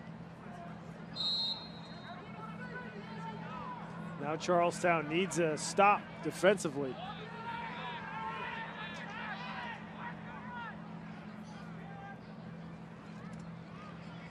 Handoff over the. I don't know what the heck kind of play this is. It was supposed to be a reverse. Reverse. Yeah. Now with it, Ramonte Williams picks up 3 yards. I mean, it's a reverse play. They're trying to take advantage of Charlestown being overly aggressive, but they just had some bad exchanges. I mean, it started out with Castro, and then the second player, Bailey, got the ball to make that pitch. So sometimes trickery can be pretty ugly. that's one of the cases. When they work, they look beautiful. When they don't work, it's they still got 4 yards out of it. So but I think they're going to chuck that one away for the rest of the game, at least for this game. 2nd down and 7 now for the English Eagles. And the handoff over the left side to Hobbs. Sakari bounces again to the outside. Hobbs still on his feet, and then he's shoved out of bounds right around the 32. Yeah, that's just natural stuff. I mean, it's like he's floating. I mean, we've already seen his speed on the 75-yard touchdown. But I like the fact he doesn't mind contact at all. He sort of floats, he jumps, he stutter steps. He has all these sort of deceptive types of moves. And now it didn't look like a whole lot. It's a 21-yard game. So a couple of those, and you're in the end zone. So Hobbs 21 yards on that run. First down for English. Now at the Charlestown 32-yard line. Hobbs again the deep back. This time they hand it off to Julian Soto. Soto with a good burst. Yes, and he's dragged down right near the first down mark. I was just going to say, he's one of the players who I really thought was going to get more carries this game. But they have Hobbs just going so well that they haven't needed to involve many other players. So 9-yard pickup down. They gave him the first down. Soto does pick up the first down with a 10-yard run. It does seem like the English offense is a little smoother with Castro than their quarterback. I think his teammates are just sort of used to him being there. And we haven't even seen him run yet. He's a decent runner. On first down, the handoff over the left side, and it's Soto again.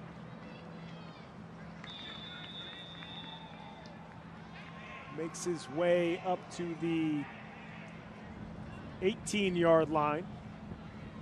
Again, that English offensive line is giving the running backs some room to maneuver, and so every down they're able to get something.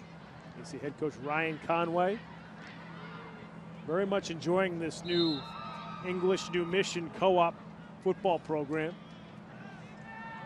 2nd down and 5 now for English.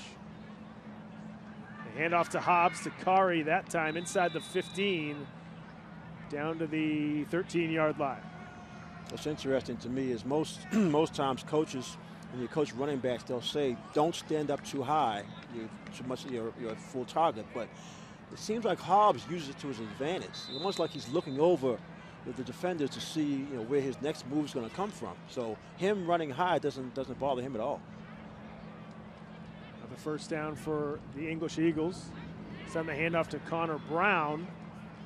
And he's inside the 10-yard line down to about the 6. He's one of those, 5. It's one of those grinded out drives for English, wanting to answer that last 8 points by Charlestown.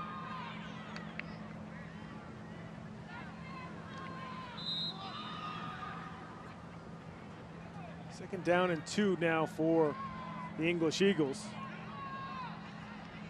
And the handoff to Brown up the middle. Good stop by Charlestown at the line of scrimmage.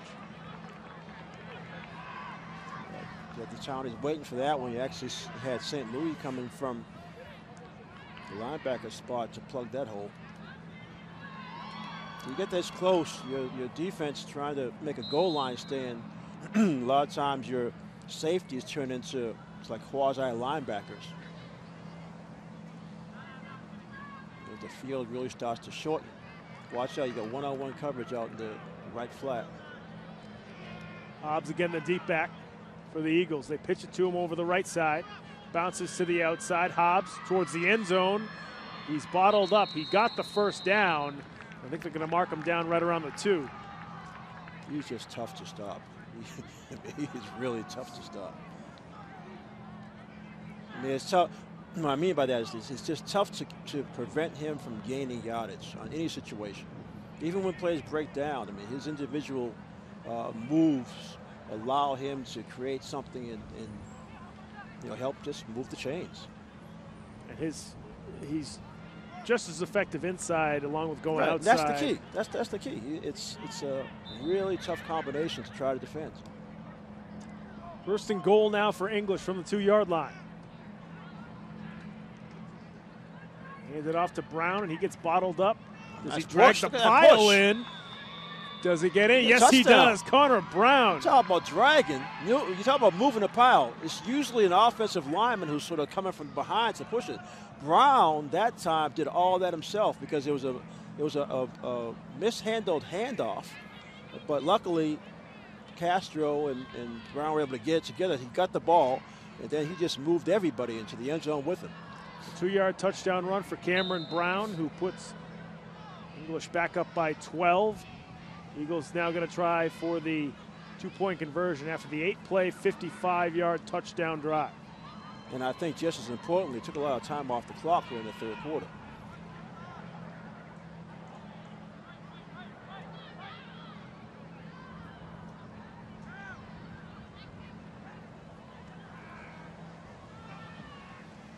Castro over the middle, caught that was well for the done. 2-pointer. Tight end, yeah. Hakeem Oligan, the tight end. Nice little pop pass from Michael Castro, and English with a 14-point lead over Charlestown. Nope. Townies are back in that position of having to bounce back again.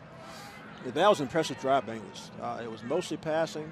I mean, mostly running, rather. Then he sprinkled in, I think, one pass, and then he used the pass to get the 2-point conversion.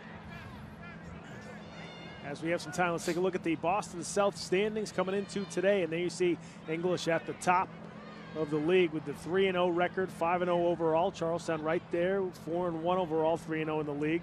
Excel 2-5, 1-2 on the league schedule, and also Jeremiah Burke 1-3 in the league and 1-4 overall. And there, Madison, who unfortunately has had to forfeit the rest of their season because of numbers. Official? That's official. I believe so. Yeah. You know, they actually, before even coming into today, the Globe had today's win for, I believe, I can't remember if it's Excel or Burke, who was supposed to play Madison today. They already had it as a fourth. Recorded. Okay. Well. So I believe that they are done for the season. You know, it's just unfortunate for a storied program like Madison Park, who's always had. I feel bad for great Roosevelt athletics. Robinson. Of course. Roosevelt's been around for many years as their head coach. And it is tough. But again, I mean, we're seeing English and New Mission with this really successful cooperative situation. You see Juwan Ryan in the open field. Still on his feet is Ryan. Down the sideline into English territory. And they're going to mark him down, I believe, at the 39-yard line. So, again, Charlestown, no quitting them. Not at all. I mean, to finish that point about Madison, you watch this English-New Mission combination working so well. It really makes you wonder, all right, does it make sense for Madison and O'Brien? Being in the same complex, does it make sense for them to do something similar?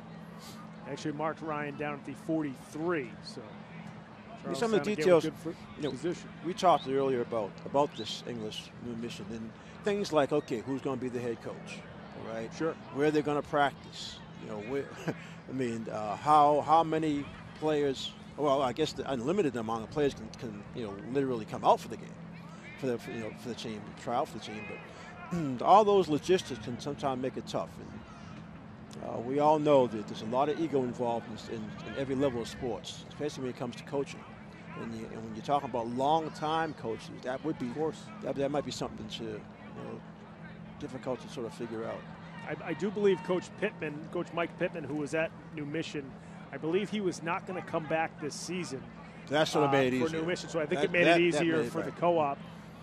The other problems that this New Mission English co-op has run into, and they've actually worked them out. I mean, Coach Conway has said this is a learning process for everybody because nobody's really had this before in the city. I mean, it's happened in other towns across there's a lot Massachusetts. of dual counties almost all. That's right. Double towns. Lincoln Sudbury, right. Millis Hopedale is a newer one. Concord Carlisle, Carlisle. There's been several schools that have done it. But Coach Conway talked about it's not automatic. They didn't have enough uniforms for everybody because they didn't have as many kids this past season. The alumni for Boston English is really helping them with that. I believe they're going to have enough uniforms next year. They're making new ones now. Certainly helmets is another thing, pads, and then travel. I mean, kids are coming from New Mission High School to English High School, and I can't remember the name. The proximity is different, and that's what I'm saying. When when you think about the possibility of O'Brien and Madison, they're right in the same facility. Yeah, they're in the same complex. They're right in the same complex. They share the field anyway to practice. It almost makes too much sense. And it's funny. I mean, over the years, knowing both those coaches, O'Brien, Kevin Gatson, and Roosevelt Robinson and Madison, they are some strong personalities. No question. To say it politely. Right. And you look at the two of them, and Roosevelt's a big guy. You know, he played semi-pro football. That's right. And then Kevin Gadson's the shorter guy, but just as feisty. But he's like a bulldog. Yeah, he is. I used to play basketball together years ago. And they've both done such a good job with their programs that it'd be tough to. It would be a tough decision. Yeah. Now on first down, Charlestown trying to come back. Another overthrown ball that is picked off. Not what the Townies were looking for on that one. Interception made by number 21, Jermaine Eole. Looks like he was trying for Forbes again.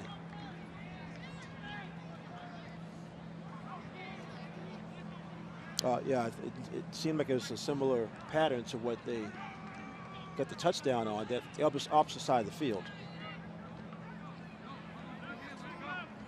This third quarter is taking a long time. I'll tell you, I think I might label that one as trying to get it all back at once. English, a lot of times English coaches will say, listen, they're going to try to get right back at us. So everybody pedal back and stay in your area. That actually looked like more of a zone coverage there because they had defenders front and back. So not much chance for Forbes at all. So the English Eagles now with the football at the 17-yard line, 1st and 10.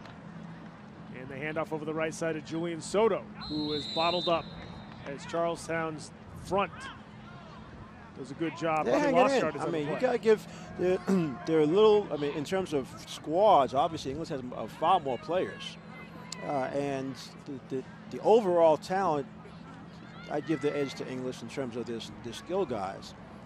But this Charlestown team, even with you lose the starting center in the first half, and Coach Cahill made a point of saying that because it makes a big difference.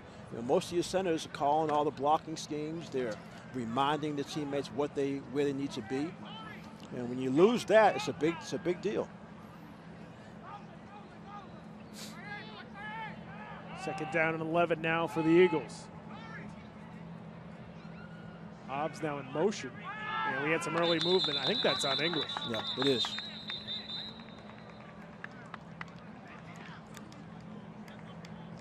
Looks like the left guard may have moved on that one.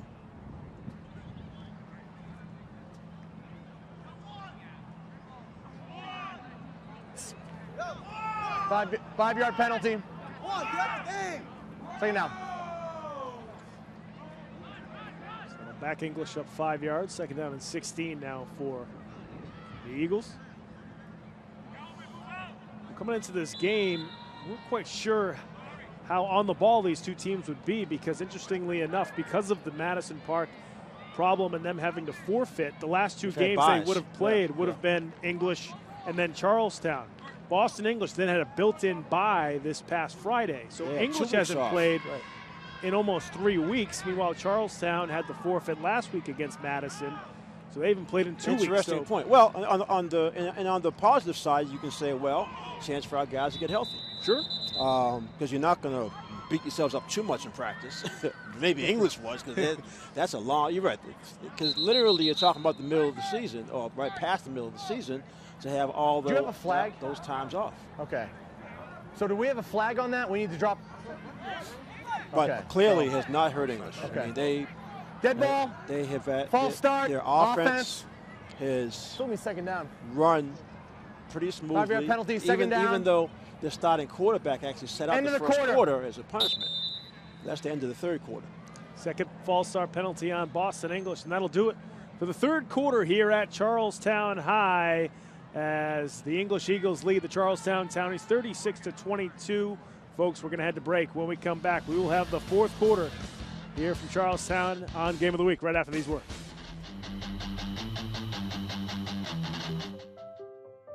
We just finished dinner and it was time for homework. He hates homework. It makes no sense. I don't know how he finds anything in his backpack. I can't find my backpack. I couldn't even read his handwriting. Holding the pencil makes my hand hurt. I know he's bright. Why is it so hard for me? He's just gotta try a little harder. I can. When you can see learning and attention issues from their side, you can be on their side. Go to understood.org, a free online resource with support and tools to help your child thrive. Welcome back to Charlestown High School for Game of the Week as the English Eagles lead the Charlestown Townies 36-22. We're just about set to start the fourth quarter here on Game of the Week. As we mentioned coming into today, both these teams tied up at the top of the Boston South, and the winner will win the Boston South League here in 2018. Folks, you want to follow us on social media, you can go to our website and go to our Facebook page, Facebook.com/Game of the Week Boston. A lot of good stuff up there. Links to games, other videos, pictures, a lot of good updates. You definitely want to check that out as we approach the playoffs next week. You can also follow us on Twitter at Boston City TV. If you want to tweet at us, use the hashtag Boston, GOW. I have to admit, I actually did go on. I had to see that Tech Boston game again. Oh yeah, that was an amazing performance. That was a lot of fun. Marcus Gonzalez had a phenomenal game last week against East Boston. 296 yards on the ground. Yeah, from what we've seen, he's obviously statistically wise and maybe just overall talent. The top running back in the city. But believe me, Hobbs is not far behind. Yeah, you got Ryan, you got Takari Hobbs, you got Gonzalez. We saw Tim Lambright, who's more of a receiver, have a couple of good games for Bryant. Right, I mean, you've got some guys, a lot of good running backs this year. Some real skilled guys for this year. And it happens every once in a while. All of a sudden, you just have a bunch of them. Then some years, you only maybe have a handful. 2nd down and 21 now for English after the 2 false start penalties. Castro looking down the right sideline, and that's broken up. So that was a good job because it looked like it was going to be a catch. Olagun, Hakeem, even though he had 2 players on him, he used his size, like I mentioned earlier, he's like 215 pounds. He used his size to sort of shed the 2 defensive backs and had a chance to make that catch. Yeah, Ricardo Darius there, number 27, coming up with a deflection for the Townies. Now 3rd down and 21 for Boston English. So Charlestown with a chance here to make a stop, try to get the ball back. Good English field position. Yeah, well, English has had some trouble with their punching unit. A couple of bad snaps.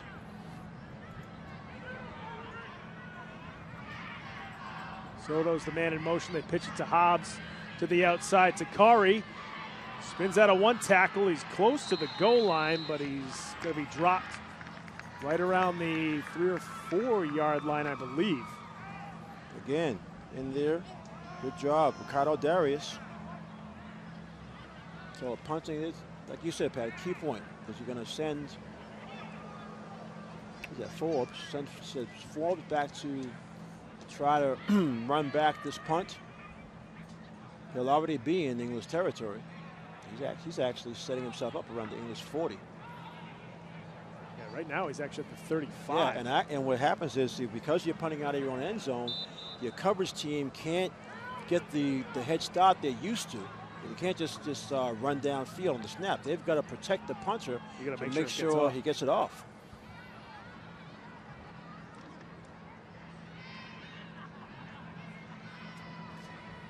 So Forbes back to receive.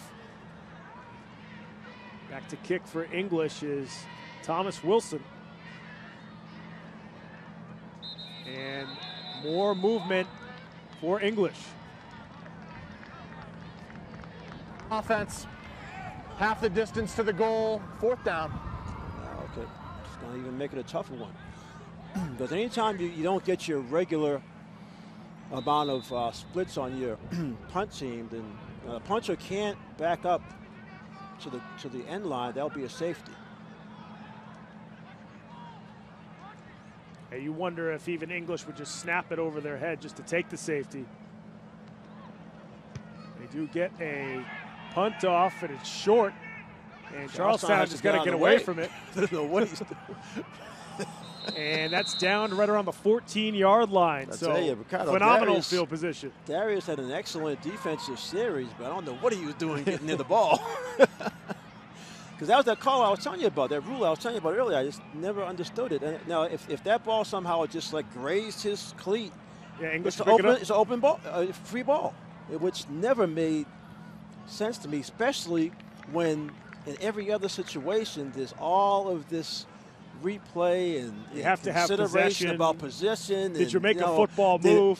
Did you control the football? Right. Did you have both feet down? You have 1 foot down. You're going to say that, okay, if the ball just by accident grazes him, it's a free ball. Okay, Charlestown. I mean, they're getting down to their final chances to come back, but Queenie again, the deep back. They pitch it to him, and he tries to fight forward, but not much there for him. English's defense knows how important it is for Charlestown. They know that You know, Charlestown has come back twice in this game. You know, English is going to ramp up their defense on this one. This is where Mack, I'm sure, will assert himself again. He already has, I think, 7 tackles in the game. So, I'm sorry, eight tackles. And, of course, that fumble recovery touchdown. But if Charlestown does punch this in, it'll make it very interesting. Without question. Right now down by 14.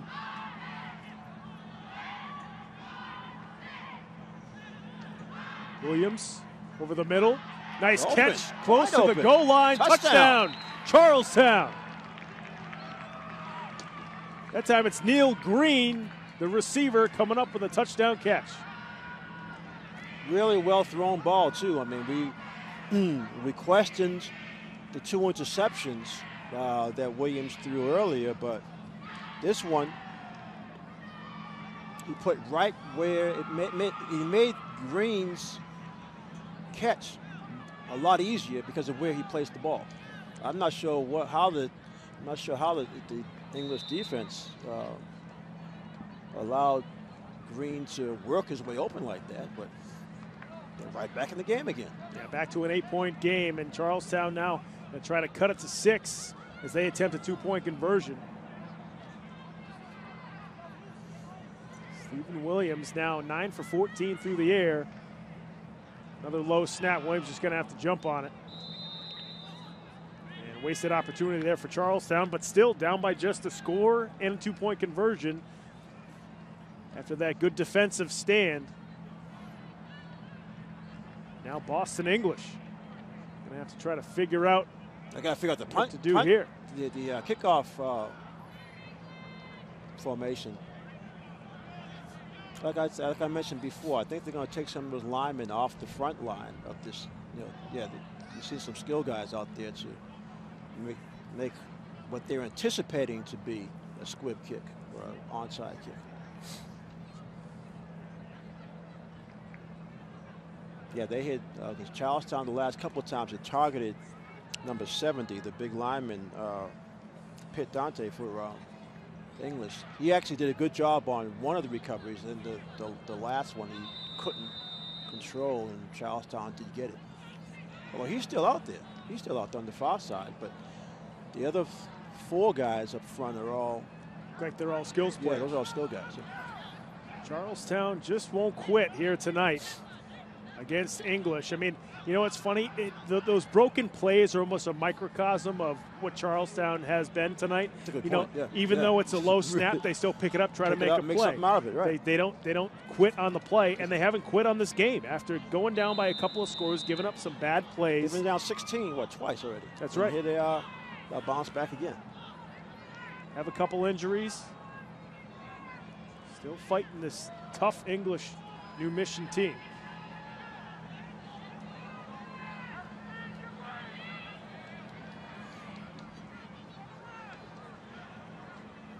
Queenie set to kick.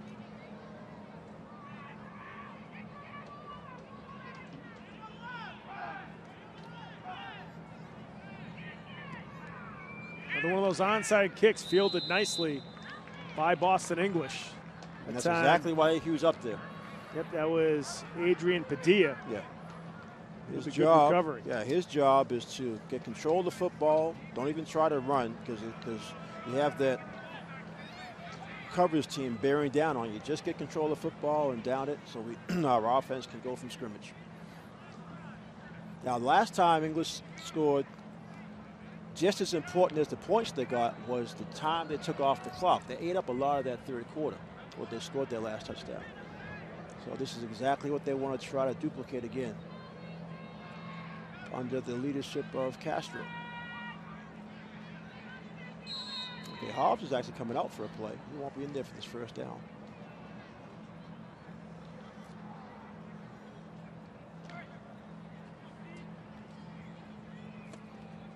Mack currently in the deep back for Boston English.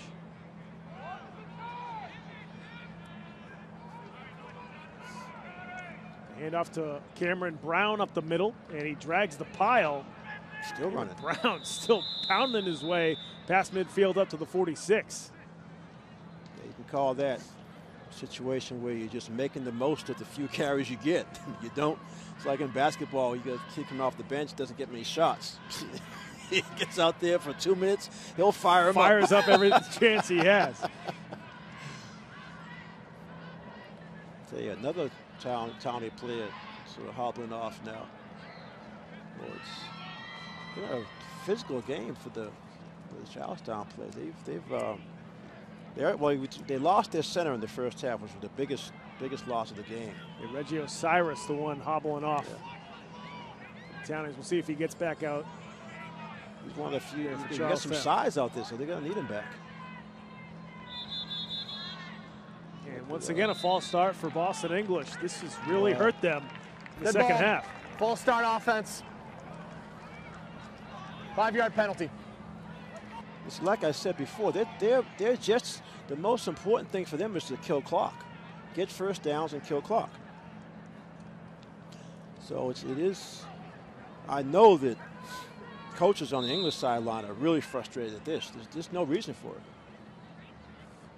We mentioned that Charlestown beat West Roxbury in week 1 of the season. Westy has been one of the better teams in the city over the past month or so. They're actually undefeated in the Boston North. West Roxbury beat Tech Boston today 36-28 to secure the Boston North title. It's funny, these 2 games this week were actually the 2 top teams in each of the leagues. That's right. Yeah. It just sort of worked out that way. It wasn't planned.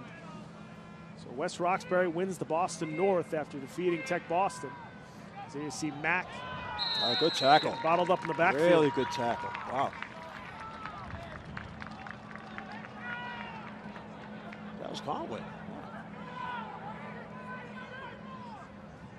Conway's a little guy, but he's on defense. They're trying to attack him. He's that cornerback on the right side. They're trying to attack him with sweeps, but on that play, Mack he took away Mack's cutting lane. Mack's trying to cut back to the middle of the field. Conway totally took it away. So 2-yard loss that time for English. It'll be 3rd down and 12 now for the Eagles. You got to think the time's becoming a factor at this point.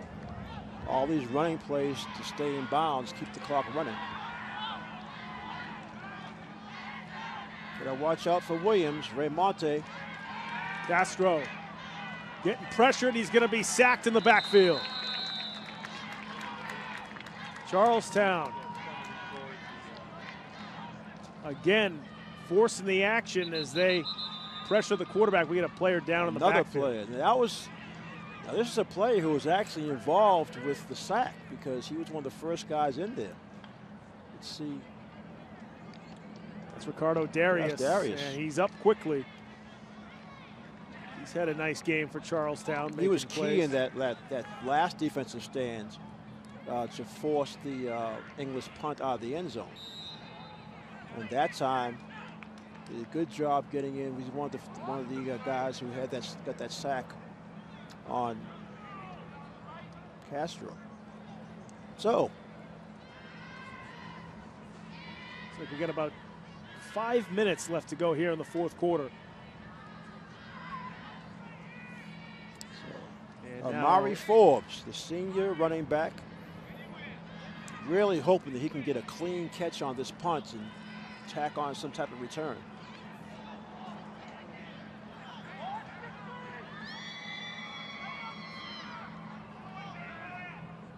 This time it's Herbie Exelholm back to kick. And that's just an end-over-end kick for English. Charlestown, McQueenie picks it up for the Townies. McQueenie now down the sideline. And Charlestown's going to have possession right around the, looks like the 35. Sort of a risky play, but McQueenie, he's a skill guy anyway, has good hands, so it's not a huge risk. When does McQueenie get a break? I mean, he kicks. Kicks off. He's right. The punter, the kicker, one of the returners. He's a running back and a linebacker. I think he was supposed to come out, but he talked to the coach and let him stay in. He said, "Hey, it's the 4th quarter. I'm not going anywhere." Other than that fumble, which turned into an 80-yard touchdown return, he's had a really good game. And it all started with that broken play on the punt. The very first quarter, the first drive, he's trying to punt the ball on a 4th and 27, and he actually ran and made the first down.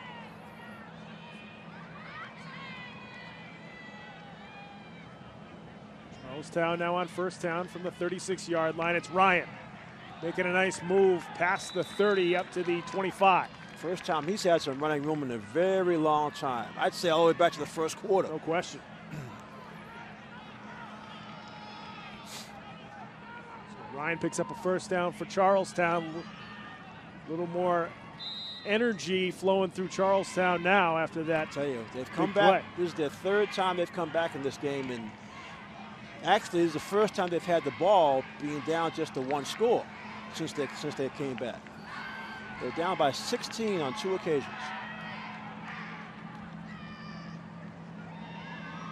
Pitch it over the left side again to Ryan. And Juwan Ryan inside the 15. See, his down to the 12. His 5'6" height in this situation helps him, because you have defenders just basically trying to find where he is. Because he, even though he's only 5'6", he also runs low. And I know I've lost him a couple of times in the pile. A lot of traffic, but he doesn't mind that because he has those sort of skittery type steps that he can use the real short steps to change direction. 72 rushing yards this evening now for Juwan Ryan. On first down, they pitch it. They fumble the football. It's McQueenie who couldn't handle it, and McQueenie says that it's his fault as English recovers. And you know, Pat, the worst part about that is, I think that play, McQueenie only got that carry because they're trying to give Ryan a break. So McDonald's alert to the ball, able to get it for English, and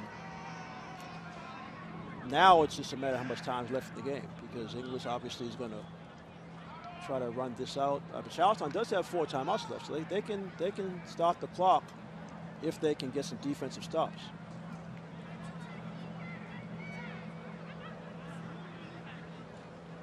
Once again, Charlestown shooting themselves in the foot on offense. Another turnover. And that's the situation where people in the sideline say, "Why don't you just keep giving it to Ryan?" Well, you got to give him a break at some point. Sure. I mean, you have the short roster with only 20-something guys. Most guys are playing both ways. And the handoff over the left side. This time it's to Hobbs. He's bottled up in the backfield once again. That's McQueenie with the stop.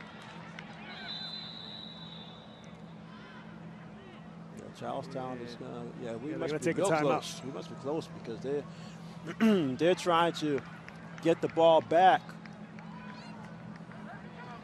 and the way to do that is stop the clock, or tackle in bounds first of all, and then use your timeout. But the key is they've got to prevent English from getting a first down. Michael Castro, who did not play in the first quarter, has done a good job since coming into the second quarter. He's managed the game really well, and that touchdown pass he threw was beautiful. That was really executed well. Perfect spiral.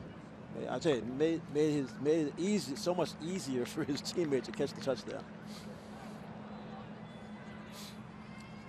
See both coaches looking to capture the Boston South title here in 2018.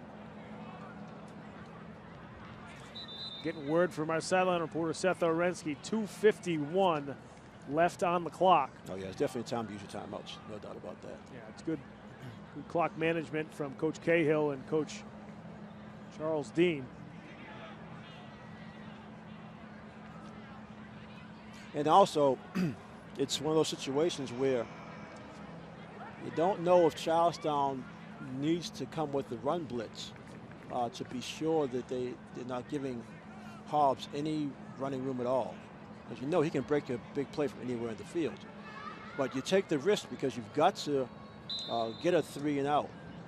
You got to force a 3 and out. We saw this with the Brighton game a few weeks ago. Brighton used that run blitz against the Latin Academy. Used it effectively. They just they kept shooting themselves in the foot. That's right. Offensively, they really struggled. Yeah, they really struggled. Defensively, the same players. They're playing both ways. Second down and 12 now for English. And the handoff to Hobbs. Takari shoots up the gap and is tripped up right around the 26. Yeah, he knew he was one step away from hitting that sideline. Whoa! That looked like it coming at us. That could have been broken. I do think that. Oh, they got a flag. See who they call it on. Unsportsmanlike conduct, obviously, but they were closer to the Charlestown huddle. I think it was something that was said. I really think it was something that was said. Oh, it's on English. Yeah. Oh, yeah. Personal foul. Yeah. Unsportsmanlike conduct. Right. Number 2, White. Takari That's Hobbs. his first unsportsmanlike conduct foul. It was, you're right, because it was definitely after the play was over. He was frustrated. He definitely was one step away from getting to the sideline. So that tackle put him down. He probably said something to the defenders who got him down. So, once again, penalties hurting Boston English and back them up. Now, if they get stopped on this drive, that's the killer, because. And now it's a third. Sorry, make that a second down. Yeah, it was. They have second down on the marker, but it should be third down because that's after the play. All right, it's dead ball foul.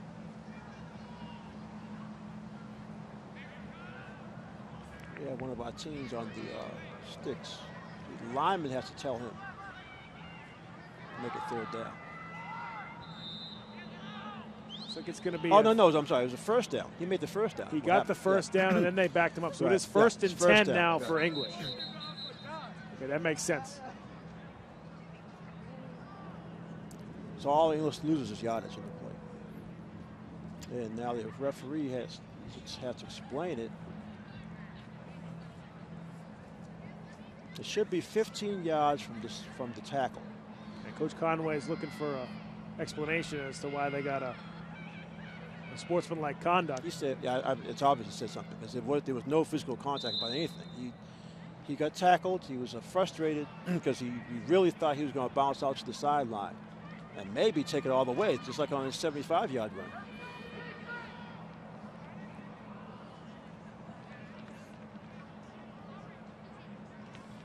Boston English backed up to about the 12-yard line.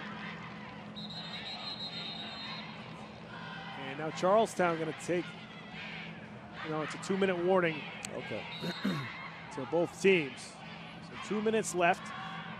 English with the ball right around the 12-yard line. Handoff over the left side, and I believe that's Julian Soto with the carry. Nope, that was Herbie Exelholm with the carry. His first carry of the game. His first of the game, right? Okay. Haven't seen Herbie that much in this game. He was definitely a playmaker for English last year. I think they took Hobbs out because of that penalty.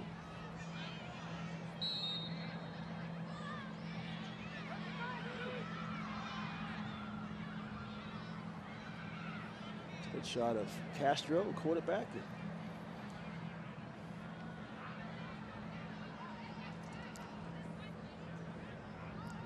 See if the English sideline just hoping that they can run the rest of this clock out and get the division title. And another run here by the Eagles is Cameron Brown with another good carry, and that's going to give English a first down. Yeah. Brown was upset he didn't break it for more. Let me see, timeout situation. Charlestown should have 3. They're using one here.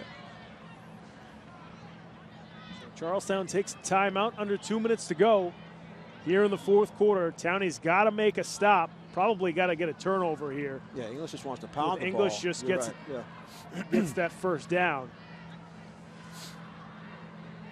1:07 left now on the clock. So Charlestown will have to make a couple of stops. Gotta grab the football. First guy make the tackle, second guy go for the ball. I mean, it's easier said than done, but especially when these running backs that English has. No question. I mean, that's how you draw it up and how you want your defense to pursue it. It is just very difficult to do, especially when a team is in control.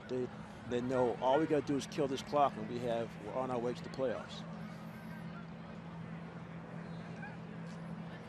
English looking to continue their undefeated season, sitting at 5-0 here in 2018.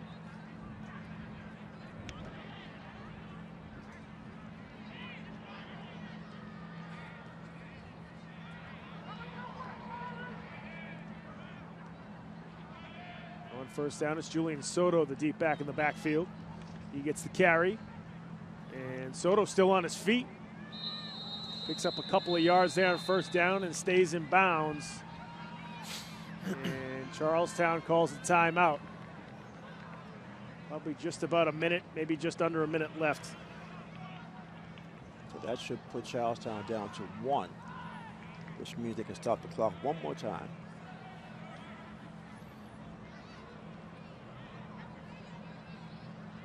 Yeah, that fumble was a killer. Charlestown, or they're inside the 15-yard line. Right, I mean, they were going in to score.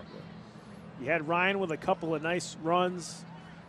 Charlestown had the momentum. And I'm telling you that they only went away from Ryan to theoretically just give him a break for one play with the intent to go right back to him. he had the back-to-back plays, and those were like exhausting kinds of runs because, like you mentioned, there was second and third effort, cutting, spinning, diving, that type of thing. So you got to be able to catch your breath because more than anything else, you want to have the strength to be able to hold on to the football because English has been gang tackling all game. So you see it all the time. A player will have 2 or 3 consecutive carries, but then, okay, even if he's still in the game, he's going to get a play off. That's exactly what happened with that one. You got McQueenie, who had not touched the ball in a while. Unfortunately for him, just couldn't tuck it in. You do wonder if fatigue with McQueenie did sort of kick in. Oh, your point about him being on the field the whole time. He's played so much and made so many big plays. That's the tough part about football. A kid like that, he plays so well. But then the key, he had the mistake on what is turning out to be the key play of the game. So English takes a knee. There was 55 seconds left before that. So they might have they'll face with a 3rd and 6. Make that a 3rd unless and maybe Charlestown's 8. already out of timeouts. They must be because they definitely would have called one then. They've got to be out of timeouts.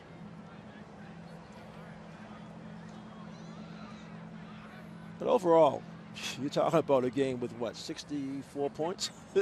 Oh, it's been a heck of a game tonight. I mean, there were many times tonight where Charlestown could have, packed up and quit in this one. And they've fought back all night long. There it is. A heck of a game here tonight at Charlestown High, but it's the English New Mission Eagles who defeat Charlestown 36-28 in English. Takes the Boston South title here in 2018 and finished the regular season undefeated at 6-0. And a lot of different guys with a lot of different contributions. You just see this co-op between New Mission and English and success. Fantastic success. I think, who knows? Nobody really knew, I think, coming into this season what this was going to be like, especially the coaches. And a lot of question marks. Now you see certainly what it's done for this program. And, English has such a rich history just overall. They're one of the oldest schools in the country. That's right. And then you got a lot of athletic history. You got a former English student who graduated from Boston English, Ryan Conway, who's the head coach. There you go. And now you start to see him building up this program, and they've certainly had a heck of a year. And you can see why, how many different players contributed tonight. It helps that you have, first of all, so many players. Like we talked about the numbers. The English has not had that many numbers in many years. That's right. So that creates competition and practice for playing time. Right. That type of competition makes your players better. They're working hard all the time. And the fact that you have to decide, okay, this New Mission kid earned this spot, this English kid's here. You know, you see a nice blends because you had some highlights of a New Mission from last year. Right. Okay, you know, those players now are taking advantage of the fact that English has a decent offensive line now. You know, it has some running room. They have Castro who can throw the ball pretty well. Even McQueenie started the first quarter. He played well. So the combination works, and like we said before, it's not automatic because in some situations it can be detrimental because you have, you know, some petty jealousies. You have, you know, territorialism. Sure, you get the New Mission kids saying, why aren't we the Titans? Right, you know, there you go. That type of thing. Right. I mean, the Eagles. I mean, the English has been blue and blue. They've been Bulldogs. The Blue First Eagles, time they've been Eagles. Right. Just the Eagles now. I don't, you know, coming into the season, we didn't know if it was going to be the Blue Titans. I mean, there you go. But right. It's certainly been a success, and we saw that here tonight. Boston English is the Boston South champions here in 2018. Folks, we're going to head to break. When we come back, we'll have our final stats from this game along with the MVP of tonight's contest right after these words. Don't go away.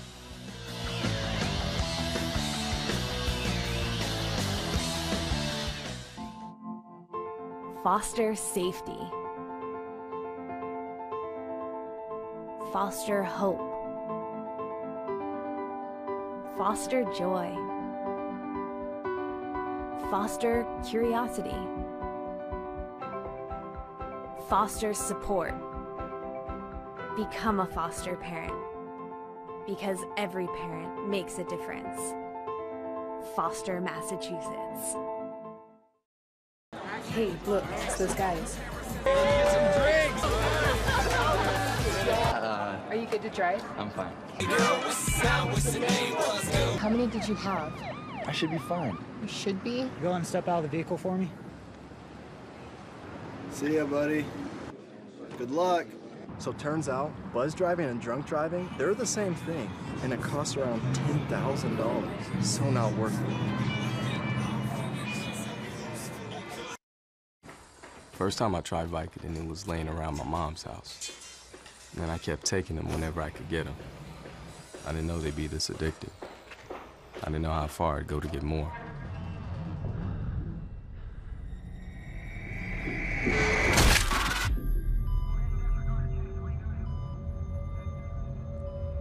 Opioid dependence can happen after just 5 days. Know the truth, spread the truth. So there you are, shuffling through a stack of resumes and you come to mine. This is it, first impression, my way in. But can my resume show you how I truly stand out? Like that I was studying, going to night school while working 2 jobs just to help my parents pay for groceries. Or being the first one to always step up. No, that's something you just can't put on paper. Look beyond the resume and discover new ways to develop great talent that is dedicated, hardworking, and determined like me. Do you want to retire like a champ? Just like legendary basketball star Uncle Drew? Don't do it like that, Uncle Drew! You're already acing the game. You've got your dream ride. Don't be slamming my door. Sorry about that. You just did the same. Gotta get the boys. Your dream vacation and your dream team. And now you can make your retirement just as legendary. I get buckets. Get the tips you need to get on track at aceyourretirement.org.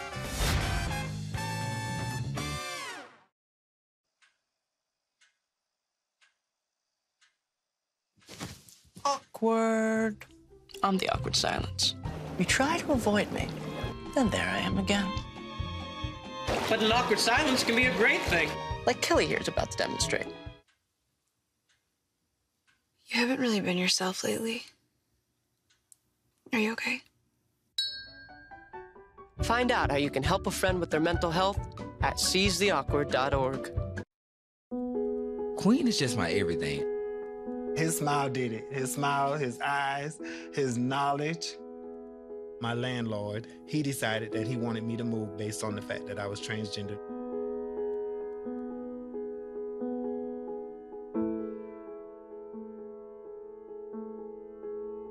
Let's just respect people in everyday life for just being human.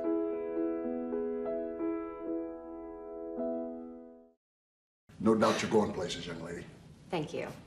And thank you for the interview as well. I can imagine it was the last thing that you wanted to do after such a long campaign meeting. You really are a very intelligent young woman. You're very smooth. You're very smooth yourself. You have no idea.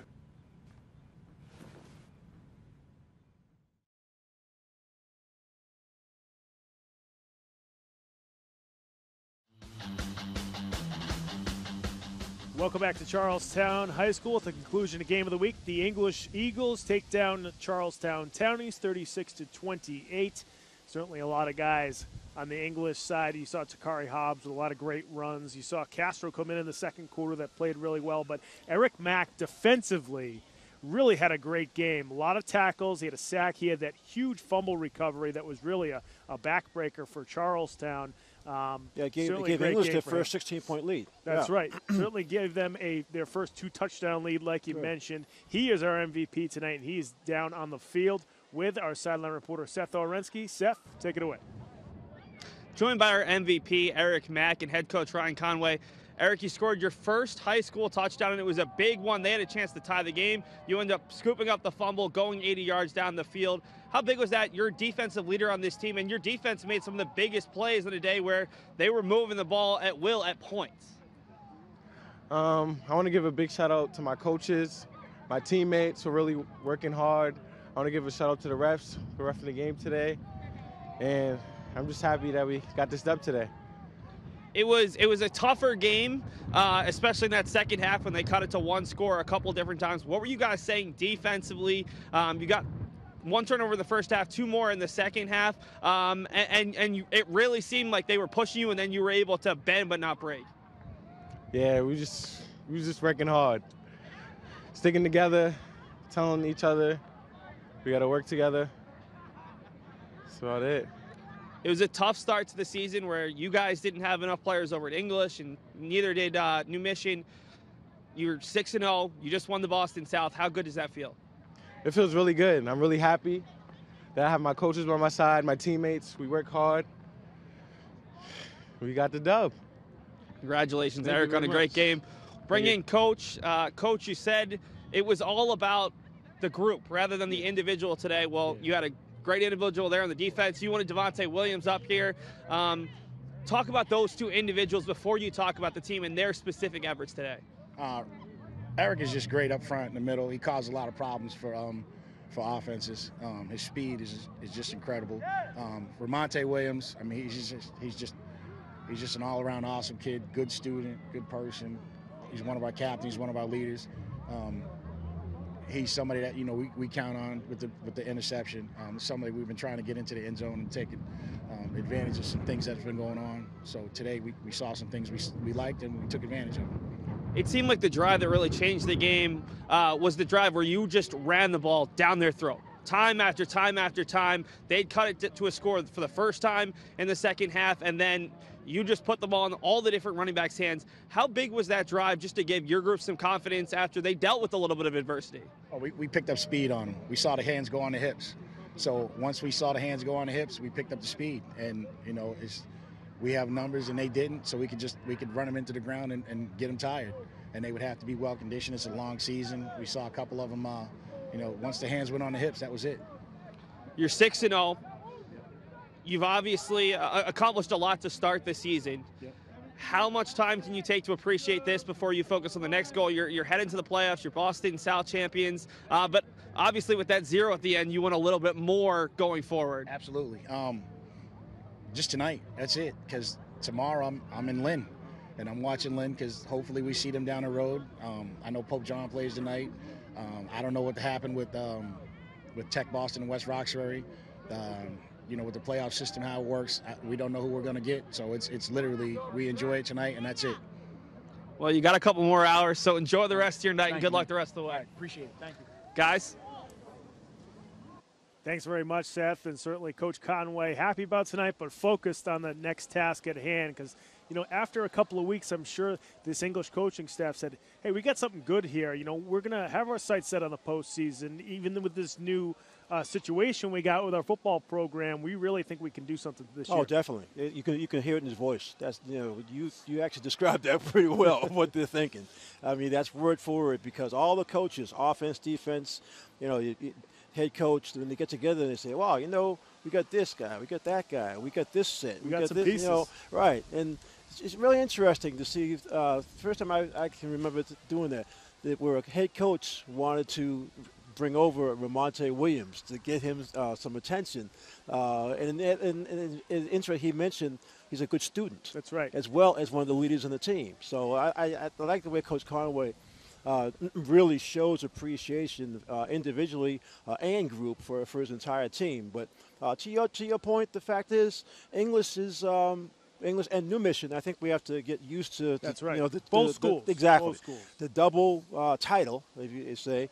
I mean, they're on their way to a playoff game. They have a lot of weapons. They definitely have the numbers. And what you mentioned earlier about them being off almost 3 weeks, in a weird kind of way, that actually might help them. Yeah, I mean, some of the little nagging injuries that a lot of players have this time of the season, and they don't have, a 2.5 week break to really heal all the way. So you never can tell. Something like that very well may help.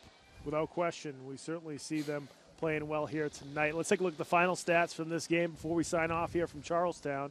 And first up, it's the Charlestown Townies. Yeah, Charlestown, they had a game. Ryan started the game off with that amazing 31-yard touchdown run early in the first quarter, but then he had a real dry spell as English really shut him down. Fourth quarter, he brought his team back, was able to end up with 72 yards on 9 carries with that touchdown. McQueenie had an all-around game. You really pointed him out well. He ended up with 35 yards on 7 carries, but he also punted the ball. He's a defensive stalwart out there. He played on special teams and had a good game. Receiving, Ryan was able to get a touchdown as he caught 3 balls, only 7 yards. But again, the important thing is he made very good catches when they had to have him to go along with his running. Forbes also got a touchdown, beautiful sideline route, catching the ball in traffic, got a bump, but still was able to take it all the way. And then Williams sort of up and down, and one of the interceptions was sort of just going for too much, okay? But did end up with 79 yards, 8 for 14 with 3 touchdown passes. Let's take a look at the English final stats. There's English, a little more yards than you see. Hobbs, 13 for 135 yards and 2 touchdowns. But he did have that totally unnecessary, unsportsmanlike conduct penalty, which actually got him benched. He didn't play after that situation because he could have put English really in a hole. But he still had a great game. Like we said, 135 yards, 2 touchdowns. Brown doing a good job that inside running between the tackles. That's right. We saw him move the pile when he scored his touchdown. So 33 yards and 8 carries. Receiving, Williams had 2 touchdowns. He had 3 overall catches for 45 yards. Olagun, the one short pass, and then Castro. Overall, he came in, like I said, we only played 3 quarters. He missed the first quarter for disciplinary reasons. Ended up 3 for 4, 21 yards with a touchdown. So English, a lot more stats than Charlestown, but overall, I think the English team, I like the way the coach admitted. He just said, listen, we had more players than them. So at some point, Charlestown was going to be more tired than us. And they took advantage of it. So, you like straightforward, honest coaches. And that's right. Exactly what we got with Coach Conway. Yeah, Coach Conway didn't lie, did really nice interview at the end of the game there with him, and I'm sure they have their sights set on their next challenge, which will be the postseason. And hopefully Charlestown, despite losing tonight, can maybe squeak into the postseason. They have 4 wins. We'll see if they can get in as well. Top two teams in the Boston South, along with the teams from the Boston North, trying to get into the postseason. Folks, we want to thank you very much for joining us here on Game of the Week from Charlestown High. If you want to watch this game again, you can certainly go to our website, www.cityofboston.gov/Game of the Week. All the games from this season are up there. You can go to our Facebook page, facebook.com/Game of the Week Boston. All the games from this season are up there as well. A lot of different links, different updates. You can also follow us on Twitter at Boston City TV. If you want to tweet at us, use the hashtag BostonGOW. Next week is the playoffs. We'll see which City League team we can follow next week and then beyond, depending on who wins. But for right now, we're going to say so long here from Charlestown High here on Game of the Week. Take care, everybody.